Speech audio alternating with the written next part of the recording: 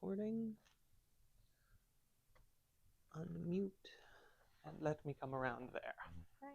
Hello and welcome everyone. Today we are going over setting boundaries, enforcing boundaries, and de-escalation.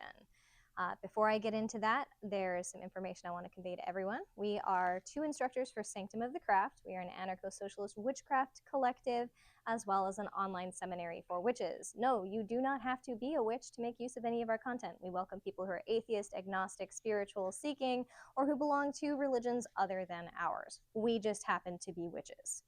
Additionally, this class is part of an ongoing course series of ours, which we call Crisis Preparedness, which helps people prepare for both acute crisis and long-term instability. And then this is specifically part of the chunk that we are calling resistance medicine, so action, street, protest, and riot medicine, and also just acting in the community as someone who is in service. So this one is not as specific as some of our street medicine classes.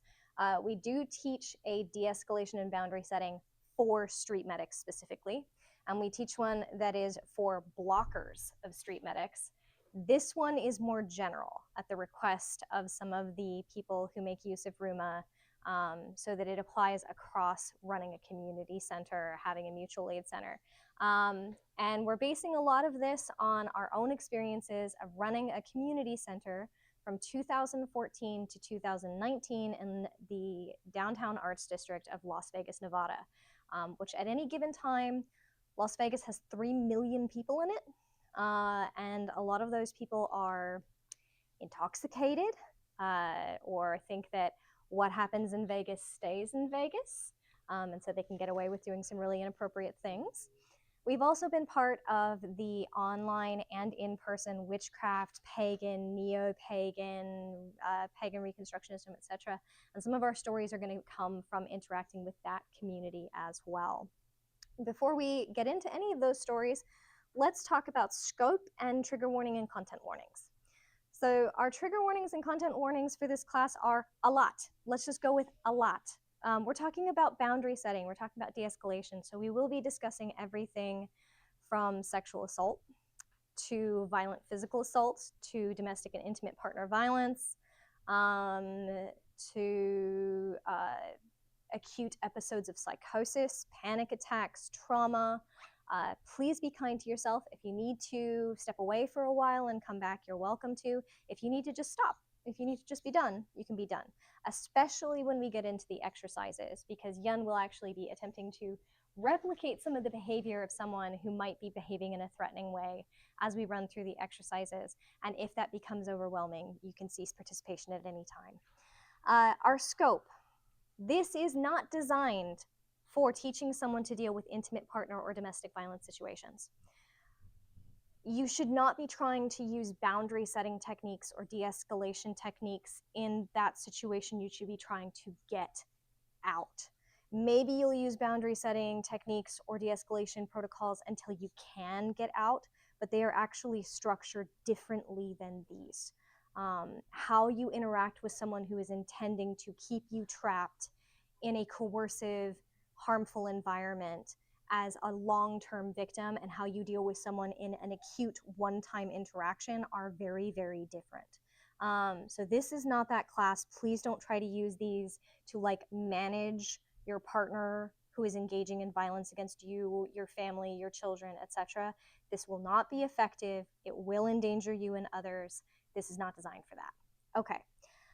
Major credits for this class go to Julian Taylor Shore, who is a neuroscientist and also therapist, on whose research we've based a lot of our boundary setting techniques, and a martial artist named Ellis Amdur, who has constructed a lot of de-escalation programs, specifically trains EMS, people who work in mental health facilities, people who work as security guards and bodyguards in de-escalation protocols.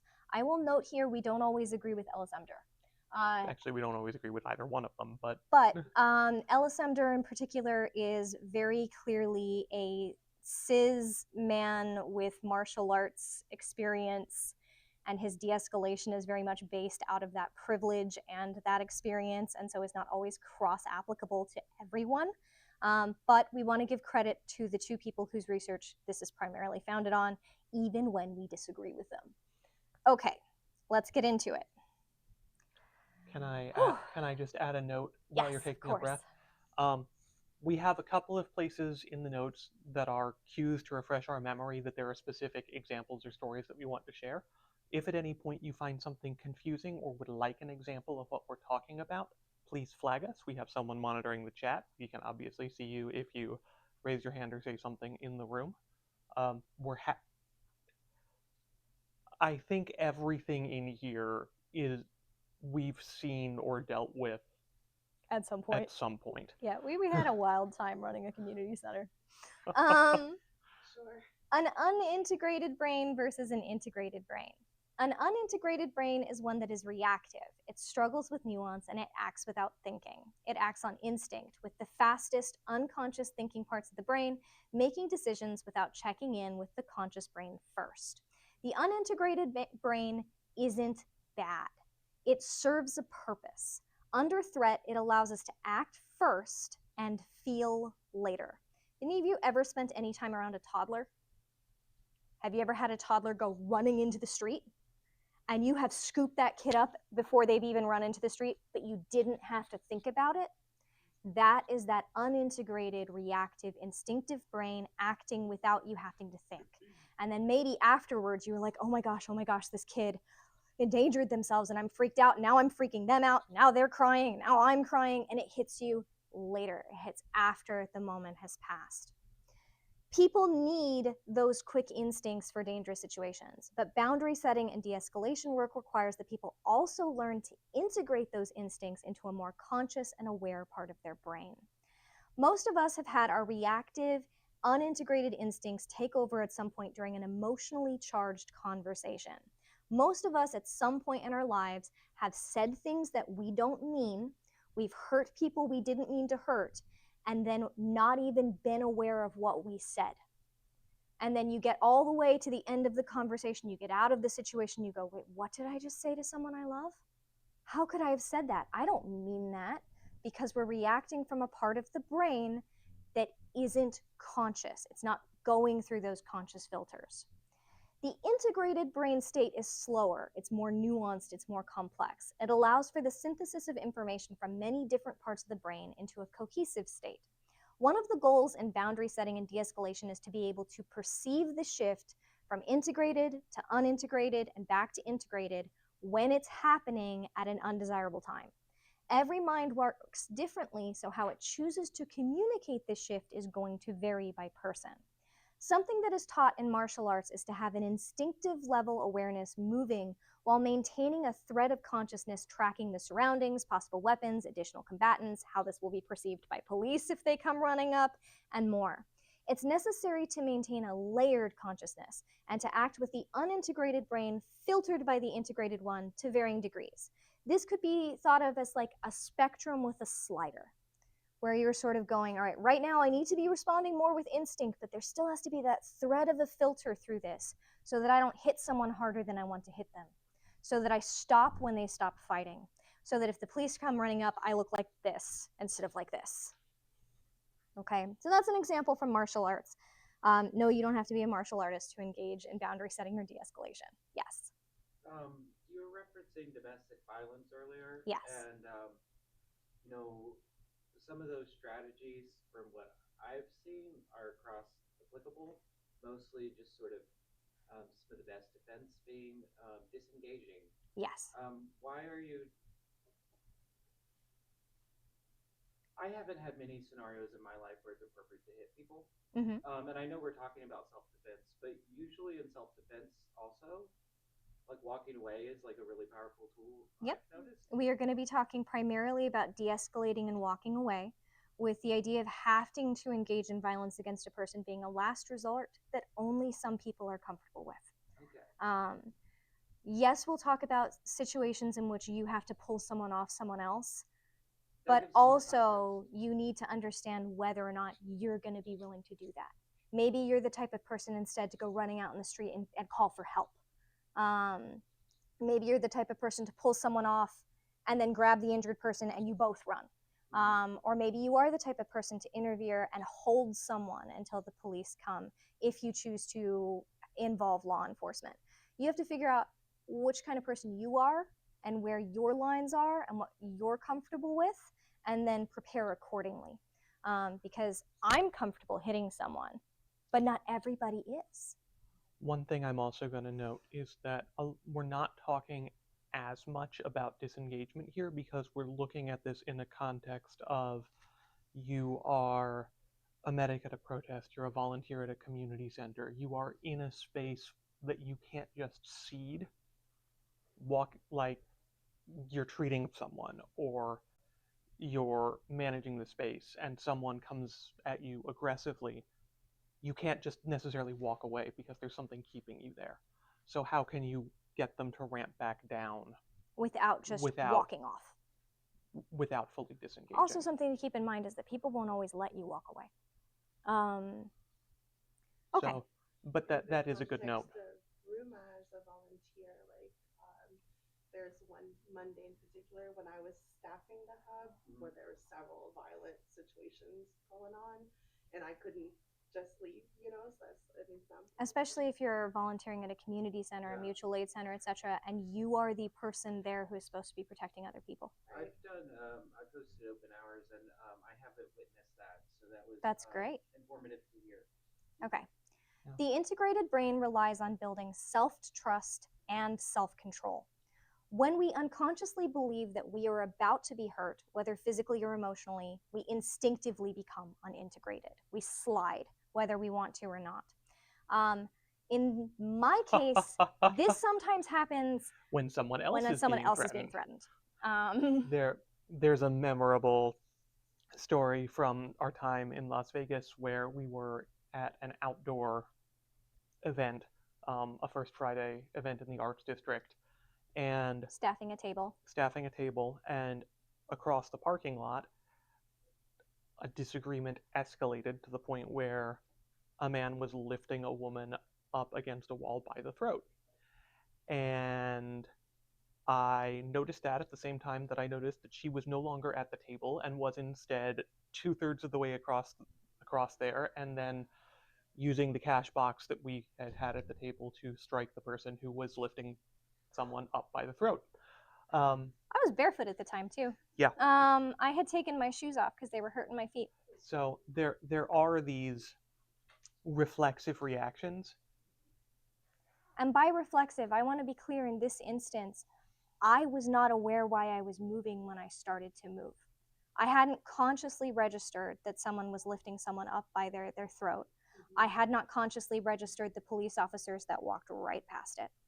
I had not consciously registered that she was turning colors and trying to beat at his hand until I was hitting him.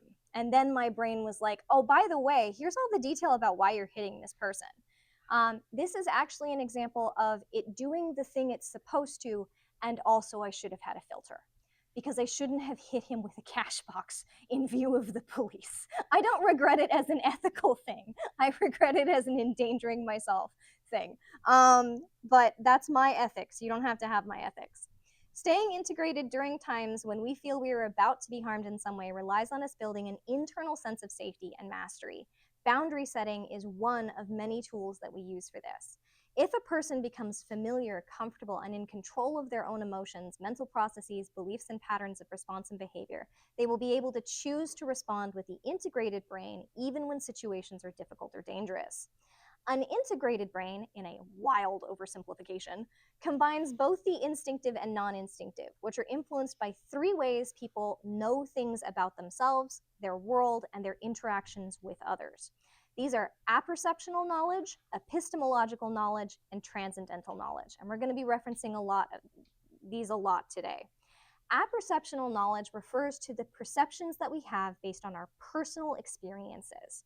A person experiences the world, and that is assimilated into everything they've learned by having already experienced the world.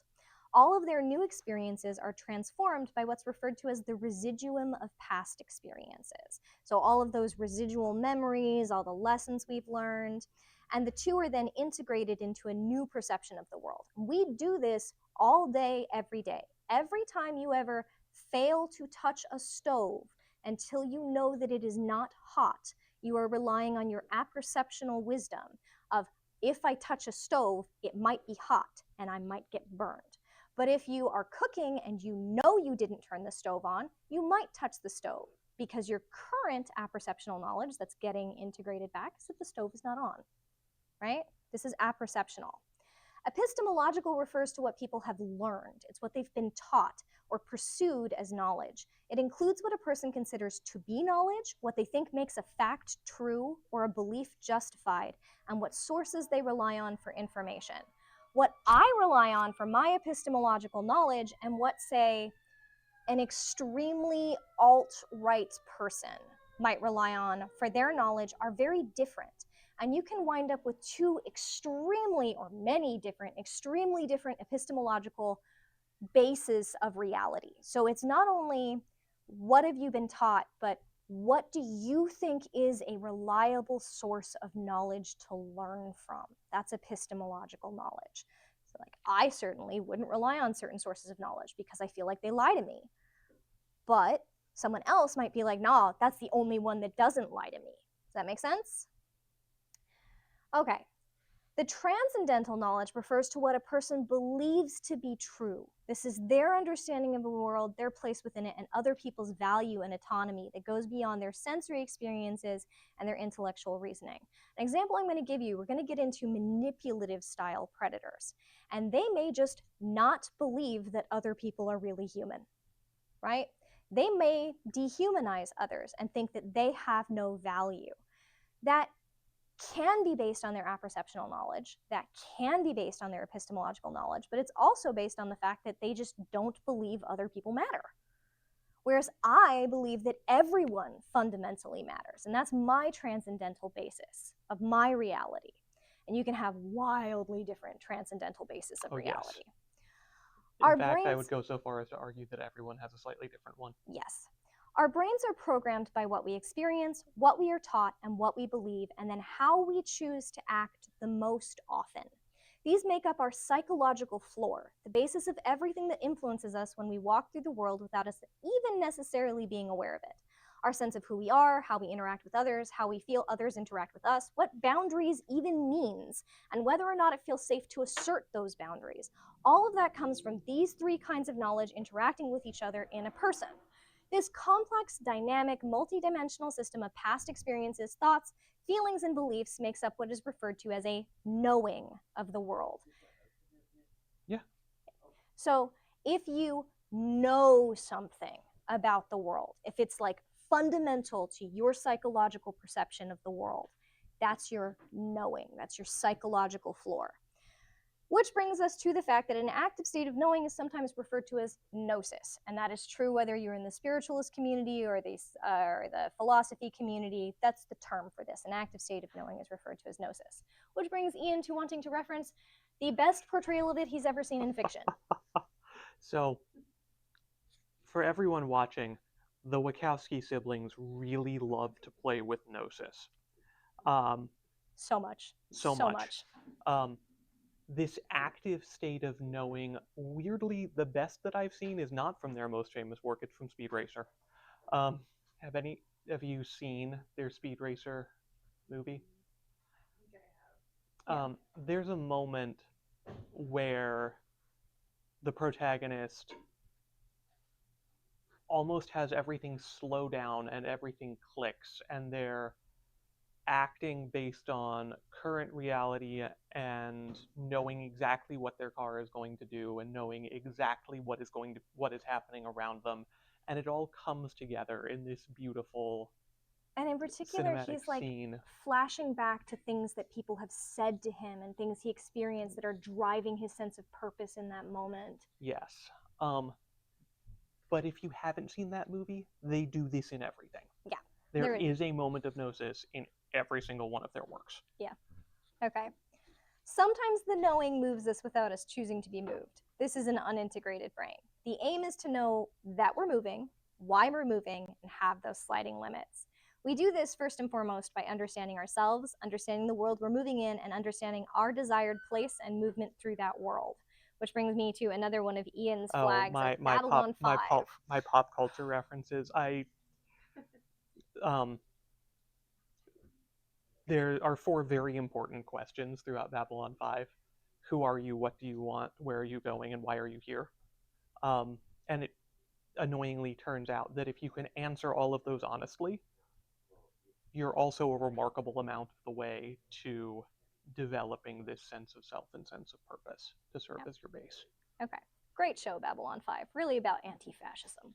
Okay, types of boundaries.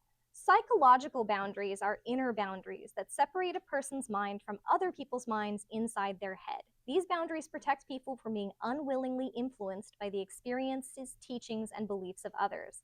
These maintain our agency, our autonomy, and our mastery over who we become.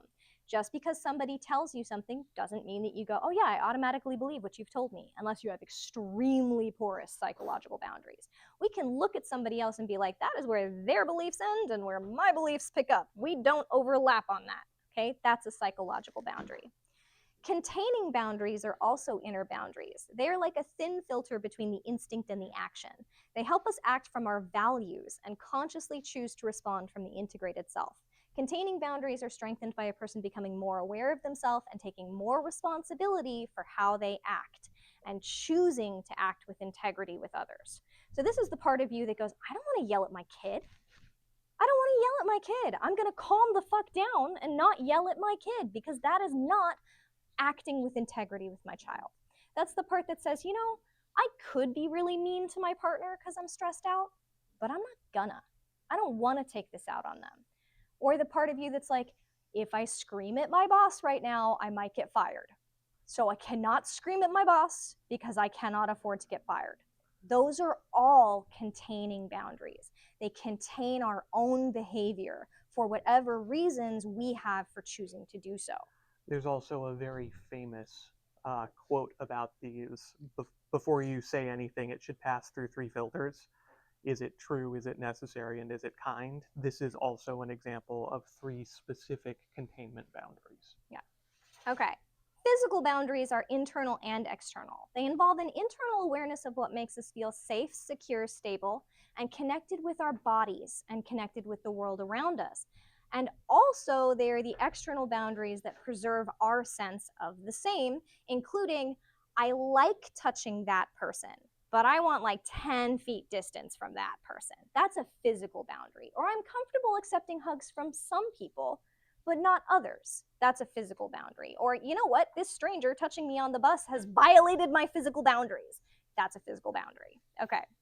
External boundaries are between a person and other people. They are what most people think of when we say boundaries. These are ones that are how a person conveys how they will or will not allow themselves to be treated by others, how they will and will not allow people to be treated around them, and communicate what they will and will not do themselves. This is what most people think when they think of boundary setting. These boundaries are massively influenced by a person's personal identities. Again, that apperceptional, epistemological, and transcendental influence over who we've become. But this also includes the culture they were raised in, their ethnicity and or race, their skin color, their sexual orientation, their gender and gender presentation, their physical and mental abilities, the degree of marginalization and oppression that they experience in the world. People's boundaries are structured around how the world permits them to express them, by how safe they are to express them, and what is acceptable to others based on their position in the world according to those people. A Black disabled trans woman will have a different experience expressing their personal boundaries, her personal boundaries, to others than a white, affluent, able-bodied cis man will. They have different experiences, and failing to acknowledge that is one of the problems I have with a lot of books on boundary setting. Boundaries may be an act of resistance. That resistance may be responded to with increased attempts at oppression and marginalization. Some people, when they express their boundaries, get a massive lashback. How dare you, a person that I don't consider fully human on the same level that I consider myself to be human, exert your boundaries against me? And they can sometimes encounter violence when they exert their boundaries that a, say, white cis man who's trained in martial arts and is big and bulky might not get that same violent reaction. Okay. Whew. When people feel that someone is exerting boundaries as an act of resistance against marginalization and oppression, that's when we often see it escalate into aggression and violence. Okay, healthy boundaries. This is one of the areas I straight up just disagree with some people who write about boundaries. However, I will note that the neuroscientist whose research that we referenced earlier agrees with me on this. So that's not why I picked her research, but rigid boundaries allow for very little outside influence. Porous boundaries allow for a lot of outside influence. The degree to which someone communicates with others is not determined by whether their boundaries are rigid or porous. A person can have very rigid boundaries that they communicate very clearly, or very rigid boundaries that they don't communicate at all. These people, Ian and I jokingly call landmines. Because you're like, oh gosh, I tripped on a boundary, and they're furious, and I had no idea that boundary was there. Okay. People can have very porous boundaries that they communicate openly and honestly about. I have very porous boundaries on a lot of things. I overcommit myself. I do too much. I help more people than I should. I have very rigid boundaries about other things, like touching me. But I know those. I communicate them very clearly. Some people have very porous boundaries and they don't communicate that at all. They fail to communicate their needs, why they're being so open and responsive, and why they're being pushed too far, or why they're risking burnout. A person with more what? A person with more rigid boundaries may wall themselves off from others. They may have a low tolerance for different ways that people interact with them, and they may feel isolated. A person with more porous boundaries may have a hard time setting limits for themselves even when they want to. They may feel exhausted, burnt out, and like a doormat. Neither rigid nor porous boundaries are good or bad. Each is appropriate at different times. This is again like having a slider on a spectrum that allows a person to decide how rigid or how porous boundaries should be in different situations and with different people. Boundaries need to be flexible and responsive. There are times when you need to have rigid boundaries to say, no, I will not do that. I will not allow you to do that to me. I will not allow you to do that to others in front of me. There are other times, like, say, celebrating your child's birthday, going to snuggle with your partner, where you want to have more porous boundaries. The aim is to slide back and forth as is appropriate for the situation. Each person has each of their 4 kinds of boundaries, their psychological, containing, physical, and external, set somewhere on the spectrum between rigid and porous. Someone can have very porous psychological boundaries, be very influenced by the beliefs and teachings of others, but very rigid physical boundaries. They don't like to be touched. Someone could have very porous physical boundaries, love hugging, love touching, love being real close to people all the time, but also have very rigid psychological boundaries. They know exactly what they believe, they know why they believe it, and they're not influenced easily by the beliefs and teachings of others. Each of these slides around. One of the ones that concerns me is when a person has very porous containing boundaries, where they don't take responsibility for controlling their own actions. That can be a concern. Part of a person having an integrated brain is understanding where they naturally fall on each of these spectrums and then choosing to adjust that on the spectrum to respond to changes in their internal world, what's going on with them internally, and what's happening externally with other people. Okay. Any questions on that before we get into requests, demands, and complaints? I have one quick note about that, which is that we mentioned that boundaries should vary by situation. They may also vary by day. My boundaries will vary day to day depending on how I am doing that day. Right. Level of spoons, level of energy. Yeah. Yeah. So that's normal. That's healthy. Just try to be aware of it. Like, be aware when you're starting to shut down and be more rigid because you're too stressed out, or whether you're starting to drop your boundaries and let people push you too far. You're being too porous because you're too exhausted to exert your boundaries. Excellent. Thank you. Requests, demands, and complaints. Sometimes people confuse setting boundaries with making requests, issuing demands, or telling someone their complaints. Each of these is focused on what another person is doing rather than what the person setting boundaries is willing to do or willing to allow and how they or others are treated. A request is, please don't talk to me like that. That's a request. A complaint is, it really hurts my feelings when you talk to me like that. That's you complaining. A demand is, you will not speak to me like that. Please note that none of these are bad or wrong. They have times when that's the appropriate thing to say. In fact, I would recommend that you start with a request. Start there. A request helps a person communicate their wants and needs. Making a request isn't selfish, it isn't mean. A person has a right to ask someone to change their behavior if it's bothering, harming, or hurting them. Sometimes people will respond to a request, other times they won't. A complaint makes clear that a person didn't like how they were treated and why. They can be tricky in a way to express that doesn't make someone feel defensive and angry, so if possible, reword them into requests if that is what you can do. Rather than say, I really hate it when you talk to me like that. You make me feel really small and stupid. You don't care about me when you talk to me like that. You must not love me very much, which is complaining language. A person can shift to requesting language. Please don't talk to me like that. I feel really small and stupid when people talk to me like that. I feel as though you don't care about me if you can talk to me in that fashion. I don't think that you want me to feel that way, so please, can we choose to talk to each other in a different way? Maybe we can try calming down and then come back to this conversation and talk again later when you can talk to me in a way that doesn't hurt me. Hear the difference between the two? Okay. If requests fail to change how a person is treating someone, it is not uncommon for a person to shift to demands. Demands are where we feel it might be better in most circumstances to shift to boundary setting language, but not always. Demands attempt to control another person and what they are saying or doing. People don't have the right or ability to control someone else, only themselves. A demand sounds like, you will not talk to me like that. You will respect me. You are going to walk away from this conversation and come back and talk to me the way that I deserve to be talked to. They get resistance. People don't like being told what to do. There are occasions it's appropriate to make demands. We're going to get into them. But on average, we recommend that you use boundary setting language instead to avoid this escalating into a conflict or power struggle. These same expressions that we just conveyed in demands sound differently in boundary setting language. It sounds like, I will not allow myself to be talked to like this. I am choosing to walk away because I will not allow myself to be talked to like this. Rather than, you won't, it's, I won't. I control my behavior, not someone else's.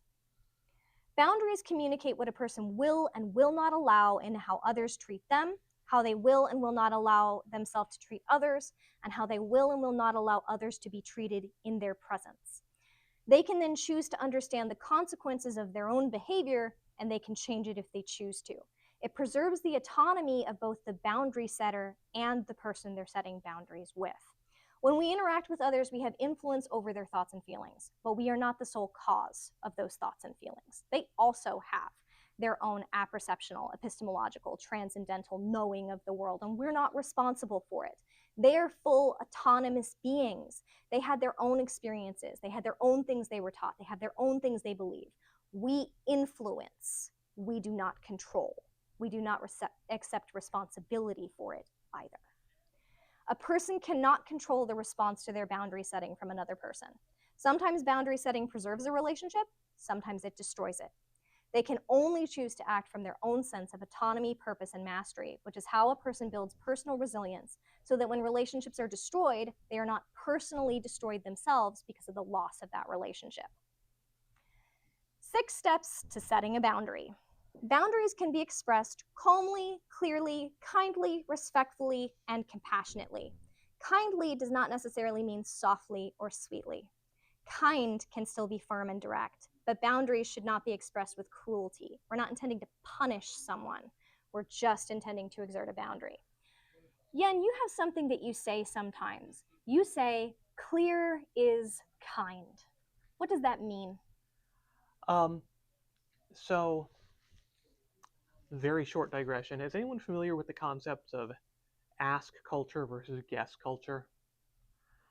Basically, it's about whether in a family you ask directly and get a direct answer, or whether you have to guess, whether you have to try and figure it out. I grew up in a family where there's a lot of figuring it out. So much passive aggression. Um, Unfortunately, that leads to a lot of second guessing, a lot of uncertainty, a lot of, did I do this right? Did I not do this right? What's going on? As opposed to a very clear, communicated statement of preference and consequence. I am not going to do this. If you want to, I will not object, but I will not be joining you. Okay, so you're not going to be mad at me, you're not going to punish me later, you just don't want to do the thing with me. Yes. Cool.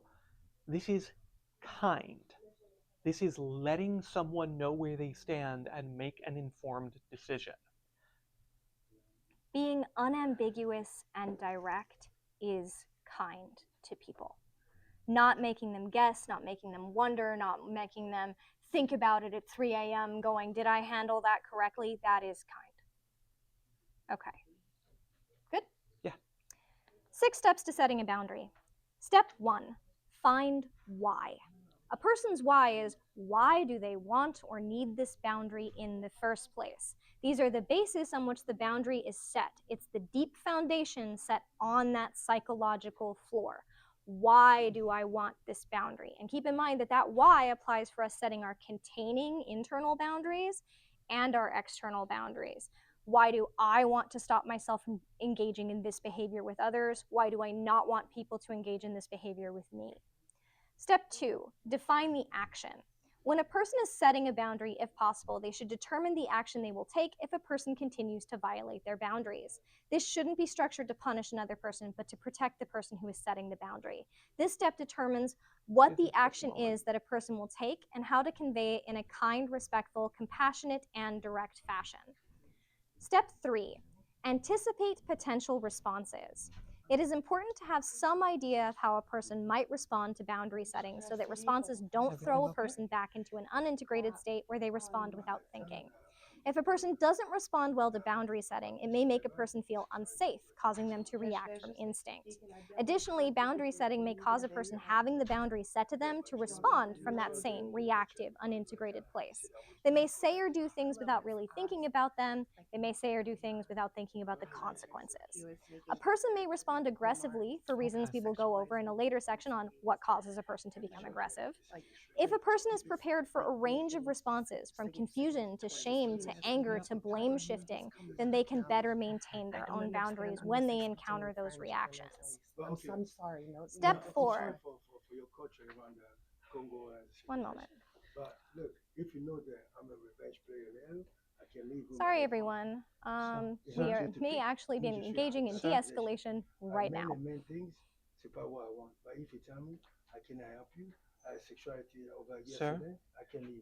If you believe je suis général, I would like I you, can sir, respect. I am going to have to ask you to leave now. Now, I wanted to ask me, I was like, you want me to leave? Yes. Then that's a man, that's a fact. I want you to tell me, should I leave? I don't care for the way Okay, you well, disrespect thank you so women. much. Like, Thank you so like much. just now, you No. said you're gonna listen to me because he's a man, and that's part of the issue. That's why I can you up Is how women are treated. What you told me? And for people who listen. Yeah, that's what he said. You up and came in. Yeah, and please ask them to leave That's again. what he said. You know what I asked him? I said, Okay. We're Sir? not arguing about I know. misogyny. Last- We're asking no, someone to honey. leave. Thank you. That's all. Yeah, I don't want to smell just a camouflage officer. But you know what? If I leave, tell me this when I come back to get you. Now, be nice. If you tell me to leave, do not come on Monday. And I'm not. Please do not return on Monday. Make sure that we don't probably participate with my family and the rest. I want it to be the part because I got things to be able to kind of catch those kind of things the other side of the bar and just give one at least for 37 years. Are we a contender professionally? Would you say yes? I leave. Thank you so much. Bonjour. Bonjour. Merci. That couldn't be on camera because we don't have the right to record that person without their permission, but we just had an excellent example of boundary setting in action. Okay, moving right on. No pressure, just give an example. Okay, step 4, anticipate internal reactions. The person setting a boundary needs to anticipate their own reactions to a person's reactions to them setting a boundary. They can consider how they've reacted in the past when people are confused about what they want, ashamed of their own behavior, angry with them for having needs and boundaries, aggressive with them for asserting themselves, etc. If a person considers their past, they may be able to predict how they will react to a person's response to their boundary setting. They can then work on building their containing boundaries, restricting how they will or will not allow themselves to respond to a person they're communicating with. Step 5, create a plan for self-soothing. Self-soothing allows a person to calm themselves down, to restore a sense of safety, stability, security, and self-control when they are either upset themselves or others are upset around them. These are the internal or external behaviors they can engage in to restore their mastery over their responses when they are becoming de-integrated. Personal resilience training includes self-soothing techniques, including breathing techniques, self-soothing gestures, internal mantras, and something called cognitive reappraisal. Cognitive reappraisal is a mental health strategy that involves changing one's perspective on and interpretation of a traumatic event in order to reduce its impact. It is a form of emotional regulation that relies on confronting the trauma rather than suppressing it or avoiding thinking about it. The process involves identifying the trauma, recognizing what triggered the difficult emotions, challenging negative thoughts, finding alternative perspectives, and reinterpreted what occurred as something that can be adapted to or overcome. So in this case, it's like, that person really triggered me because they were saying misogynistic things. I was worried about a threat of sexual violence. I was worried that they wouldn't leave if I wanted to make them leave because they identified me as a woman. And so now I'm having flashbacks to all those times that being a woman meant that I couldn't make someone stop touching me or stop talking to me like that or leave me alone. And I know I'm in that place mentally, but I'm not going to ignore it. I'm not going to shove it down and try and get back to what I'm doing. Instead, I'm going to acknowledge that that's how I'm feeling and that it's awful and that it's not fair and that this shouldn't be how the world is structured. I shouldn't have to deal with this. I shouldn't have to deal with it at work. I shouldn't have to deal with it at home. I shouldn't have to deal with it when I'm out with my friends. Every time this has ever happened, that was structurally unfair and I didn't like it. But I'm going to keep going. I can keep going. I can face it the next time it happens. And I'll remember at that time that I faced it this time, that I got through it, that I'm okay. I can do this. I can keep doing this. Shouldn't have to. It's true. But I can. That is cognitive reappraisal. Yes. I know this is kind of like maybe a throwaway comment when you just said during this process, the I'm okay. What if in the moment while you're doing this reappraisal, you do not feel okay? Like, how do you... You don't want to lie to yourself. Okay. That is one of the big steps, and thank you for catching that, with cognitive reappraisal. In the case of saying, I'm okay in this moment, the person is left. They didn't touch me, they didn't strike me, there was no groping, so physically, I am okay and I came through that situation safely. But if you're not emotionally okay, don't tell yourself you are. If you're not physically okay, don't tell yourself you are. You can say, I'm not okay right now. I'm not, but I will be. You can also say, I'm not injured, but I'm not okay. Right? I'm not physically harmed, but that definitely psychologically harmed me. I'm not comfortable. I need to get comfortable again in my body, give myself a moment to feel all this panic and all this rage. And you know what? Then in a few minutes, I'll be back in my body, I'll be calmed down, and I'll keep going. Don't lie to yourself during cognitive reappraisal. The whole point is to be honest about what you're experiencing. Now, we could teach whole classes, like whole hour-long workshops on just cognitive reappraisal, or I can point you at cognitive behavioral therapy and dialectical behavioral therapy, which will teach you that, or psychological first aid, which will teach you that in a lot more detail. But for now, I'll note that that's one of the self-soothing mechanisms you can use. Good to continue? Okay. In this case, the self-soothing might look like circular breathing. In the case of de-escalation, self-soothing might also look like circular breathing, adult personal resilience mantras. I can do this. I deserve to have my boundaries respected. I am capable of getting through this conversation without acting in a way that I wouldn't want to. I can endure when I am attacked. I am in control of how I respond. These are some examples. And cognitive reappraisal. I recognize I'm responding to previous hurts and that those past experiences are causing me to want to lash out. Lashing out will not help me right now. I can overcome the desire to lash out and continue this conversation in a compassionate way. 6th step. Reiterate and follow through. This is by far the hardest of these steps. If the boundary continues to be violated, the person can keep restating their boundary. They may actually then have to follow through with the consequence they said would happen if their boundary continued to be violating. This is where people falter. They get talked out of the follow through. So, okay. Psychological boundaries and de-escalation. Psychological boundaries, the Yes. inner boundary, yes. I'm a little curious. When I'm hearing you describe some of these processes, the way that you're demonstrating and describing it is sometimes different than the way I've actualized it. And often I will have sort of a follow through, but I notice like when I'm interacting with people, sometimes we started with like a is it helpful, is it kind sort of thing. And I notice there's a probability of some people kind of getting agitated sometimes if I were to literally outline and explain every element of the boundary, when sometimes it seems like maybe I don't have to explain the consequence, and it might just be helpful to say, like, I don't let people talk to me like that in my bedroom. Please leave. Yeah. Yeah. You don't always have to tell someone what the consequence will be of the boundary violation. So just now, there was no explicit consequence. Right. Like You don't. I feel like you don't always have to say, if you don't leave, I will call the cops. You can right, say, because I am requiring you to leave right now, and Yeah. leave it there.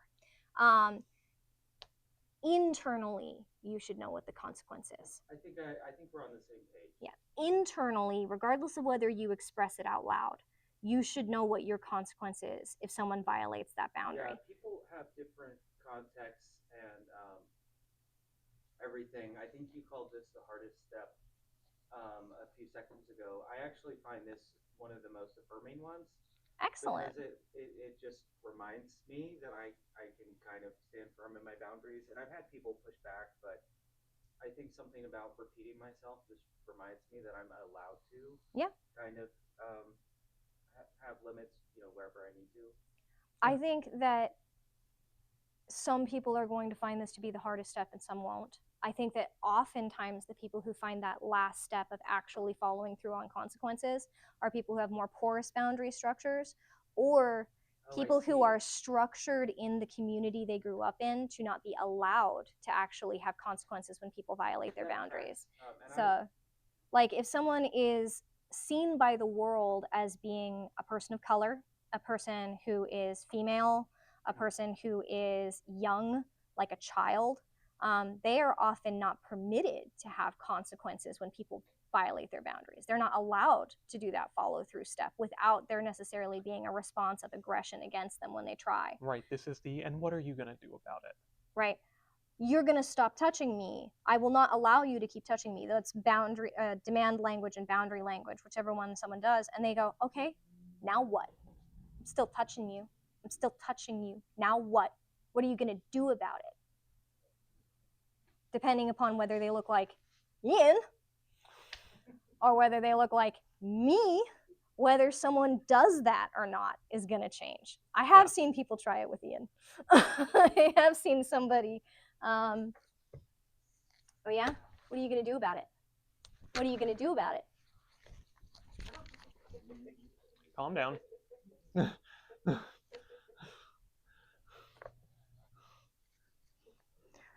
I can tell you've been training with Dr. Barber. Okay. Psychological boundaries and de-escalation. Psychological boundaries, the inner boundary that separates a person's mind from other people's minds, allows us to recognize that we are connected to others, but we're still our own autonomous beings. This boundary isn't intended to stop a person from being affected by the feelings of others, but help them differentiate how they're feeling from how other people are feeling around them. Are you a person that mirrors the emotions of others? I'm not doing the whole like magical empath thing. That's not what I'm talking about. I'm talking about when you're with someone who is angry, do you tend to get angry? When you're around someone who's crying, do you tend to start crying? That's a more porous psychological boundary with someone. Yes. This is very important for de-escalation. Just because someone else is anxious does not mean that a person should mirror their anxiety. Just because someone else is angry doesn't mean that we should respond with anger. A well-established psychological boundary helps a person feel more stable and aware when others are acting strongly emotional around them. Yes. I was just going to articulate something I put together. I think the reason why I said it was the most helpful or most affirming step or whatever, I think that is part of my like psychological disengagement because that's about the part of the conversation where I reduce the amount of like empathy I'm giving somebody because I'm outlining that a line has been crossed at least twice, and I stop giving as much leeway, and I think my boundaries immediately become less porous. That's excellent. That's exactly what should happen with that slider. If someone keeps violating your boundaries, it should slide more towards rigid. Because after I've said something once, I prefer really not to repeat it, and my faith in the person has usually been reduced by the time I've had to say it twice. Yeah, so same. I guess that's sort of why it's affirming. I definitely see follow through as something that would be an affirming action. Affirming of your self-value, affirming of your integrity, affirming of your right to have boundaries. Okay. Thank you. All that language was helpful for helping me align my feelings. Awesome. Thank you. Thank you. Two skills are very helpful for establishing good psychological boundaries. One is referred to as discernment. Discernment just means perceiving clearly. It helps determine when to take in another person's thoughts, feelings, and beliefs, and when not to. It is a form of self-protection. The other is listening non-judgmentally, which attempts to allow people to experience their feelings without attempting to control them. It is important to set aside ideas about the other person, their situation, their choices, and how they're expressing themselves. The most important attitudes to have with non-judgmental listening are acceptance, genuineness, and empathy. Listening non-judgmentally acknowledges that a person's feelings are real and important to them without necessarily thinking that they're real for you. You can understand that someone else is experiencing what they're experiencing, but that doesn't mean that you're experiencing it. So you listen non-judgmentally. Discernment can be based on what is true or not true, and whether it is about the person setting boundaries or not about the person setting the boundaries. Discernment can be broken into some relevant components. First, it is needed to identify what is actually based in reality. Some people will approach with statements that are simply not grounded in fact. For example, consider the case of someone saying, "You ruined my birthday party on purpose," and you're going, I didn't, though. There was no purpose in that action. I'm not even sure I agree with you that your birthday was ruined or that I had anything to do with it. This can be evaluated from the point of view of the person being addressed from a knowledge of their own historical thoughts and feelings. If it's not grounded in reality, it shouldn't be internalized. Realizing that the person talking currently feels that way, however, may potentially lead to the steps of de-escalation. If a statement is not clearly ungrounded in objective reality, it is necessary to consider it further before accepting it as true. For simple statements of fact, "It rained yesterday," this process is probably not necessary. However, in the context of interpersonal conflict, statements are made that have a level of conceptual weight. There is an attempt to convince, compel, or control the individual setting a boundary to agree with an idea, either explicitly, conflict over a belief or ideology, or implicitly, conflict over action to which the person setting a boundary is opposed. That idea must be evaluated in light of values, principles, and purpose of the individual setting the boundary. And if they should find it to be false, then this boundary should stand. I'm going to give kind of a triggering example, especially for people here, so I'm warning now. There are people who will stand in their own reality and be like, "You're queer." And it's like, that is a true statement. I am queer. But they don't mean it as a statement of fact. They mean it as a pejorative attack. In their reality, you being queer means you're undermining the fabric of the United States. You're a child grooming predator. You are dangerous to yourself and others. You're mentally unwell. So the part of it that is true is, yeah, I am queer. Queer as fuck. But I reject the rest of the assertions from that statement. They are not true for me. They can be true for that person, but I reject them for myself, okay? This is where our values, our sense of identity, our sense of purpose, our sense of integrity come into interpreting what is true or not true. Something can be factually true. A person can be queer. without it taking on those value judgments of that being a bad thing. I'm also disabled. I don't consider that a pejorative statement. But there are people who do, who would say, your disability is a bad thing about you, something you should be ashamed of. I reject those moral assertions that are assigned to a true statement. You see how something can be true in different ways? When you're looking at discernment, whether something is true or not, it's not just whether it's factually true. It's about what it represents as well. Okay, moving on. As a final, or perhaps initial, consideration of truth, examine the source. If the person setting a boundary would not accept the advice of the person, they shouldn't accept criticism from them either. Any and all such interactions may be immediately dismissed, as their truthfulness cannot be assumed at the outset, but you can just be like, I don't give a fuck what this person thinks about me. Secondly, it yes, is... question. Yes. So is this like multiple different truths or one truth and then a reaction, different reaction? Some people will just, they'll be like a vomit of things that they're saying about you. You're a leftist, commie, freak, queer, like, and they will just, right? Right? Yeah, they'll be trying to use those as slurs, and I'm like, yes, I am a leftist anarchist freak. Hell yeah. But sometimes it'll be a single thing they say. You're a bad person, right? And then you have to be there and sit there and go like, okay, A, do I care what this person thinks about me? Do I care whether they think I'm a bad person or not? That's their truth. Is it my truth? Do I think I'm a bad person? Do I think that what they're saying I did was a bad thing? Should I apologize for the thing I did? Does that one action make me a bad person in general? This is all discernment, trying to work that out. And I'm sure you've done it at some point, been like, I hurt that person's feelings. Should I have? Do I care? Do I care? Okay. And can you avoid identifying with that at all? Like, can you Mhm. Yeah. be like, Yeah, you can absolutely just fundamentally reject someone's assertion. and like- are you in that what's the best way to do that without letting it become a thing within your mind? Unfortunately, that's going to vary a lot from person to person. Like, I have OCD. It'll just keep coming up. It'll just keep coming up, and I have to keep rejecting it. Whereas Ian can shrug off shit like like, nope, it doesn't affect me.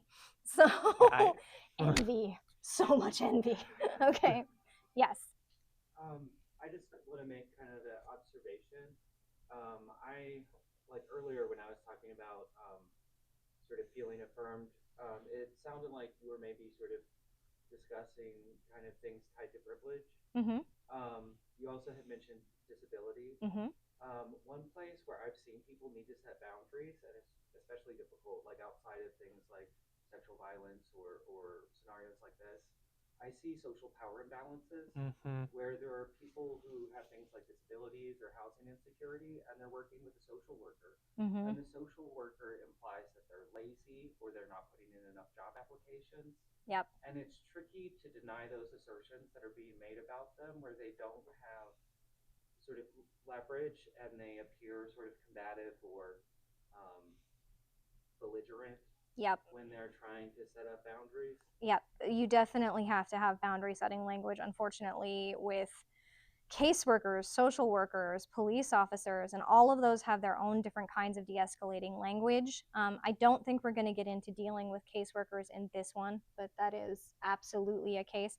And in terms of yeah, it absolutely is. And in terms of having boundaries as a disabled person, that can be very hard because, like, I know that I don't look disabled. So then people are like, well, you can do this. And I'm like, I can't though. Like, and they're like, oh, yes, you can. Yes, you can. I believe in you. And it's like, you can believe in me until you are blue in the face. It does not change my physical limitations. I cannot do that thing. And they're like, well, just try. And it's like, no, I don't think that I will. And that's boundary setting that you have to do as a disabled person. And it's awful. And you end up doing it over and over and over again. And oftentimes with people who genuinely mean you well, they want you to be better than you are. They want you to have fun and have experiences and join them What in do you things. mean you can't do the back stretching inversion table? Yeah. Okay. Listening non-judgmentally involves not attempting to exert control over the other person's thoughts or feelings. Boundary setting is about changing someone's behaviors towards a person, not their internal reality. When expressing a boundary, a person is saying they will not allow certain expressions of thoughts and feelings to occur as behaviors towards them, around them, towards others in front of them. Not that they will not permit someone to think or feel a certain way. Boundary setting requires that a person understand the difference between a feeling and a behavior, a thought and an action. Anger is a feeling. Throwing things is a behavior. De-escalation often involves the recognition of the feeling and the interruption before it escalates into that feeling being expressed in a harmful or dangerous behavior. Listening non-judgmentally does not mean that the person has to agree with what is being expressed or internalize it. That's what discernment is for. It just means that they listen, recognize, and accept that the other person is feeling what they are feeling. I have here a note on mentioning mutual aid work with the Interfaith Council, but we're running a little tight on time, so I will do this very shortly. For a long time, our nonprofit organization, the community center that we operated, partnered with an interfaith council. And that interfaith council did all kinds of events in the community that were predominantly supposed to lead to better intercultural exchanges and not having conflicts over faith lines. Unfortunately, what it often turned into was some people attempting to proselytize, convert, and browbeat others about religious perspectives. And many of them were cis, affluent, entitled men in positions of authority in their churches. And so they were very used to getting their way. And there had to be constant boundary setting of, I will continue listening to what you have to say when you stop shouting at me. I will continue this discussion with you when you stop hitting the table. I will continue this discussion with you if you can sit down and stop standing over me. And that had to happen at every single meeting, sometimes multiple times a meeting. There was one person who really liked to shake his fingers in my face because I was supporting of a two-state solution in Palestine. Yes. That's super helpful because that's almost entirely the dynamic I was thinking of. I have witnessed social workers like shouting at homeless people who were literally doing their hardest work they could. Mm-hmm. And like, thank you. Yeah. The other one that I used a lot in that case is, I will not condone what you are saying by my silence. I will take my turn to speak because otherwise I'm condoning what just came out of your mouth. Yes. And how do you balance that with the accusation of tone policing? Yes. We actually have multiple notes on tone policing. If we're going to get to it later, that's cool. Yeah, thank you. I will note it's a matter of degrees of marginalization and oppression. If a First Nations person was shouting about the genocide of their people, I'm not shutting that down. Not an interfaith council, not anywhere that they choose to express that. But a person shouting at me that genocide should be acceptable and that I'm anti-Jewish because I don't support genocide, that's not a thing. I will police that tone, thank you. So I draw it based on ethical boundaries. Who do I feel has a right to be expressing a lot of upset? Now, even then, there are times I'll say, like, you have a right to be really upset about this, and I completely acknowledge how like, you have the right to express that however you need to, but it's hurting me. So I may need to remove myself. Maybe you want to go find a punching bag. So, okay. Honing the mentalization neural network. We're going to take a break here in about 5 minutes, but I want to get to... We're not getting anywhere near as fast as we need to. All right, let's... If you feel the need to take a break, go ahead and take one. Anybody? No. I'm in break mode. You're in break mode? Okay. We're going to keep going. Hopefully everyone can hear us as they're getting water or whatever they need to. Honing the mentalization neural network. The mentalization neural network is a system of interconnected brain regions that process thoughts, emotions, and beliefs in relation to oneself and others. It enables the cognitive ability that allows us to understand our own mental state and the mental state of others. Neuroscientists are attempting to study activity in the brain regions to understand how the neural bases support cognitive mentalizing, which is the process of inferring or understanding the mental states of others, such as their beliefs, their intentions, their goals, and affective mentalizing, which is inferring their emotions, understanding what they're feeling. This is also the part of the brain that allows us to tell where the difference is between ourselves and others. The mentalization neural network processes body language, facial expressions, and everything a person knows about themselves, the world they're in, the other person, etc., rapidly, with processing speeds as fast as 1/12 of a second. We are assessing everything that we can judge about a person through the context of everything we know about ourselves and making little micro decisions all the time about what all of that means. Understanding that the network exists as an observable, measurable thing can help people learn to intentionally tap into it and to understand it as a part of their psychological boundaries. When people practice, they can put up a boundary around themselves using the mentalization neural network and psychological boundaries. This boundary can be a permanent part of a person's interactions with the world and help them feel safe, stable, secure, and in control when interacting with others, dealing with stress, or in a crisis situation. We don't care if a person is approaching this from a purely atheist or agnostic perspective of setting a psychological boundary, or whether they approach it from a spiritual or religious perspective of creating a shield, a bubble, a barrier, etc. What is important is that they have a clearly defined sense of where they end as a person and where another person begins, both in terms of thoughts, feelings, and beliefs, but also in terms of personal space and whatever level of energetic bubble they are willing to consider the existence of that makes them feel safe and also be aware if someone's intruding upon their personal space. This bubble can be perceived and strengthened using exercises out of various mental, spiritual, and religious disciplines, including everything from yoga to Qigong to various systems of self-defense, to spiritualism. You can learn this from a psychologist or a therapist. You can learn it from your local witch. All kinds of people teach this. There are different ways they will teach you to do it. They will teach you to do it with focused will and intention, which is like, I am going to really believe with a lot of will and strength of intention that I have this bubble around me. They'll teach you to visualize it. Some people are very visual. Ian can't do visualization at all. He has aphantasia, so no visualization for him. But they tell you to visualize a bubble around yourself, to turn it into different materials in different environments, make it into a mirror, make it into a wall, make it into a semi-permeable cell membrane, depending upon what you're dealing with. There's affirmation methods. You see a lot of this in personal resiliency training, where it's like, I believe I have a right to my personal space. I believe that there is a point where someone is not allowed to intrude upon me. I believe I have this right to this bubble. These are affirmation-based constructions. There's emotive, which is where it's all emotion-based. You get yourself into the right emotional state, and that makes the bubble around you. A lot of therapists will guide you through emotional bubble setting. They're not going to call it that, but that's essentially what they're doing. Where you get yourself into a certain emotional state, and then you learn to replicate that emotional state when you enter into a crisis. You learn to just be able to pop it up, right? You see that a lot in psychological first aid, learning how to make an emotive bubble that you put around yourself. They call it walking in a bubble of calm, or being the eye of the storm. Those are two terms you'll see for it. That's something we do train in psychological first aid. But then there's ingredient-based. This is what we call it. Ingredient-based is what they teach in a lot of witchcraft schools. It's carry this in your pocket, and it's going to give you a bubble.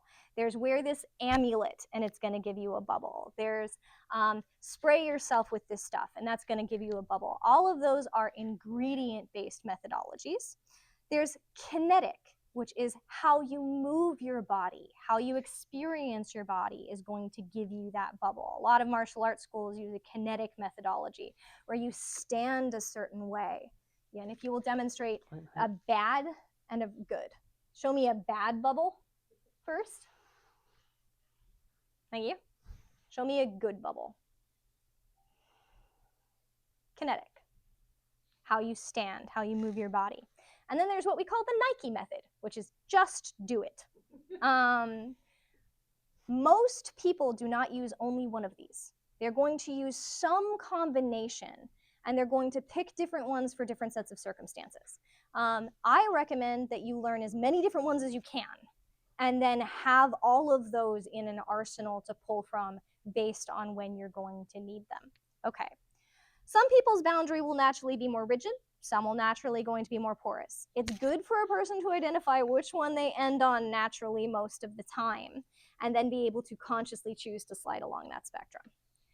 More on containment boundaries. In boundary and de-escalation, it is important to recognize that we influence but do not control the thoughts and feelings of others, as we are going to keep influencing or keep referencing. Understanding that influence is vital for de-escalation. We do not always control what we think and what we feel, but we can control how we respond to it. When we are feeling the risk of mental, emotional, or physical harm, we may de-integrate and lose the pause between what we are thinking and feeling and how we act. A person's subcortical mind, their emotions and feelings, reacts much faster than their neocortex does, their emotional regulation and their ethical reasoning. Moreover, the neurons of the subcortical mind that provide input based on an individual's history have more influence over how they feel about their experience in the moment than the current stimulus being processed does. What we've previously gone through moves us faster than what we're going through in that moment. Therefore, the immediate reaction to stimulus is going to be an emotional response based primarily on an individual's personal history. Knowing that feeling responds faster than thought, a person can build in a purposeful pause before we allow feelings to become behaviors. A person can focus on having a witnessing mind, one where the prefrontal cortex is purposefully witnessing and integrating the past, where it is aware of what it has been taught, what it believes, and what it wants to express in the world, and then a person can pause and choose to act with self-control and self-mastery. This pause may be seconds long, it may be weeks long, it may be a year long while you decide what you're going to do about something. But it generally consists of 2 steps. Step 1, self-soothe. We've already gotten into it. We will add here that it's important that self-soothing be self-compassionate. The person should not suppress their own emotions, criticize or denigrate them, try to power past them. All of this can actually create a more powerful reaction from the subcortical brain with reactive, deregulated, unintegrated feelings. The aim is not to oppress the self or distress the self, but to calm the self. Self-compassion helps a person master fear and pain so they can move beyond it to make their choices. The second step is for the person to remember who they want to be in the world. They can focus on their sense of purpose, as is taught in resiliency training. They can focus on how they want to make other people feel. They can focus on values and ethics, where they draw their lines on acceptable or unacceptable behavior towards others. They can choose to be a person who is in control of themselves rather than out of control, and they can always choose self-mastery. You have to believe that you can choose it for it to work. Changing oneself. When a person is working out who they want to be in the world, they may determine that they have previously acted in ways that they would like to stop. They may find that in examining themselves for their reasons why and their determination of their containment boundaries, they have previously failed to express their boundaries in ways that they would want to express those boundaries in the future. They may have failed to express their boundaries at all, or done so in ways that hurt themselves or others. The first step to changing that behavior is to identify that that behavior occurred and to accept that it happened. They can then try to determine why they engaged in that behavior in the past. They can ask if it served them or hurt them. They can ask if that behavior aligns with who they want to be, and they can ask if there's an alternative that they could use instead and plan to substitute that alternative in the future. Again, act with self-compassion when doing this. Don't denigrate yourself for your past mistakes. They happened. They can't be changed. Balance vulnerability and strength. For both internal and external boundaries, it is important for a person to balance vulnerability and strength. Vulnerability means acting with compassion towards oneself and compassion towards others. People have to let themselves feel and recognize the feelings of others non-judgmentally. This must be done, again, with discernment. This must be done with that questioning of whether or not you're accepting something is true, but it still requires openness. Internal vulnerability also includes recognizing and experiencing the grief that comes from understanding that a person could not have controlled the past actions of others, and they cannot control the actions of others in the present or in the future. There's a grief that comes from recognizing that you didn't control them then, and you're not going to control them in the future. That you're not responsible for the actions of others. They're responsible for their own actions. Not everyone experiences that grief, but it does happen, and it's a vulnerable feeling to acknowledge that we don't control the actions of others. We can only control ourselves. Expressing oneself clearly and kindly is also a kind of vulnerability. It requires one be open and direct in a way that can feel very exposing. Strength means being willing to act to protect oneself. This includes actions taken before any interaction with anyone else, anything that builds a sense of safety, security, and stability. These include building those self-soothing mechanisms, building up personal resiliency, and making plans for how to react when a situation escalates. To build strength, one has to understand their psychological floor and their boundaries. A strong sense of purpose comes with that strong sense of direction and foundation. All of this is built together. You build foundation, you build purpose. You build purpose, you build foundation. Which brings me to intuition. Whether setting boundaries with others or attempting to de-escalate a situation, it's important that a person understand what their instincts are telling them. A person needs to remember that the reactive instinctive part of the brain exists for a reason. It's important to witness and integrate the information it's attempting to convey. There are parts of the brain that are focused primarily on survival. These don't communicate with words most often. Mine actually does, which, side note, that I have a very visual brain, and one of the ways that my brain is like something is wrong is it literally puts up a flashing neon sign that says warning. Warning, warning, and it comes with a klaxon bell. And then I have to figure out what the hell I've picked up on that I'm getting the warning sign. Unfortunately, sometimes I'm moving by the time I figure that out. A literal warning sign. It's a literal warning sign. They may recognize patterns that the conscious mind doesn't perceive. Intuition can be honed to recognize certain patterns, and the conscious brain can be taught to witness instinctive responses to those patterns and choose when to act and how to act. Many people train themselves out of the helpful parts of this. Some people train themselves to act on the unintegrated emotions without having boundaries with themselves as to their acceptable behaviors towards themselves and others. I'm sure you've met this person. But that's just who I am. You don't understand. This is just who I am. Don't you want me to be my genuine self? Don't you want me to have the right to express myself? Why don't you want me to express myself? Have you met that person? I've met that person, right? This is somebody who's like, anything that I do is fine because I'm just being my genuine self, right? That is a person who is not integrating and taking responsibility for their instincts, okay? But some people train themselves to suppress and ignore that reactive instinctive part of their brain. This looks a lot more like, I'm sure they didn't mean it that way. I bet that they didn't know that they made me uncomfortable. I'm probably overthinking this. They probably didn't even mean to touch me that way. I'm sure that this was an accident or a misunderstanding. In fact, they'd probably be really hurt that I was questioning their intentions at all. These are two bad ends of the same spectrum.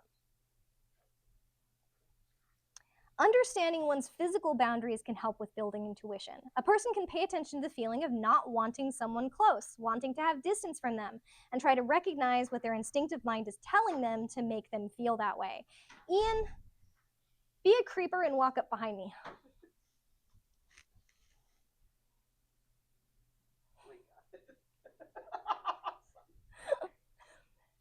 You can feel me feeling it, can't you?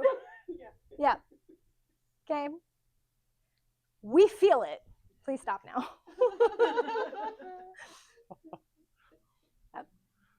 I want to know, could you see the shoulders?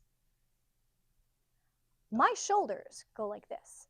I did, actually. When someone is getting too close to me, I feel it.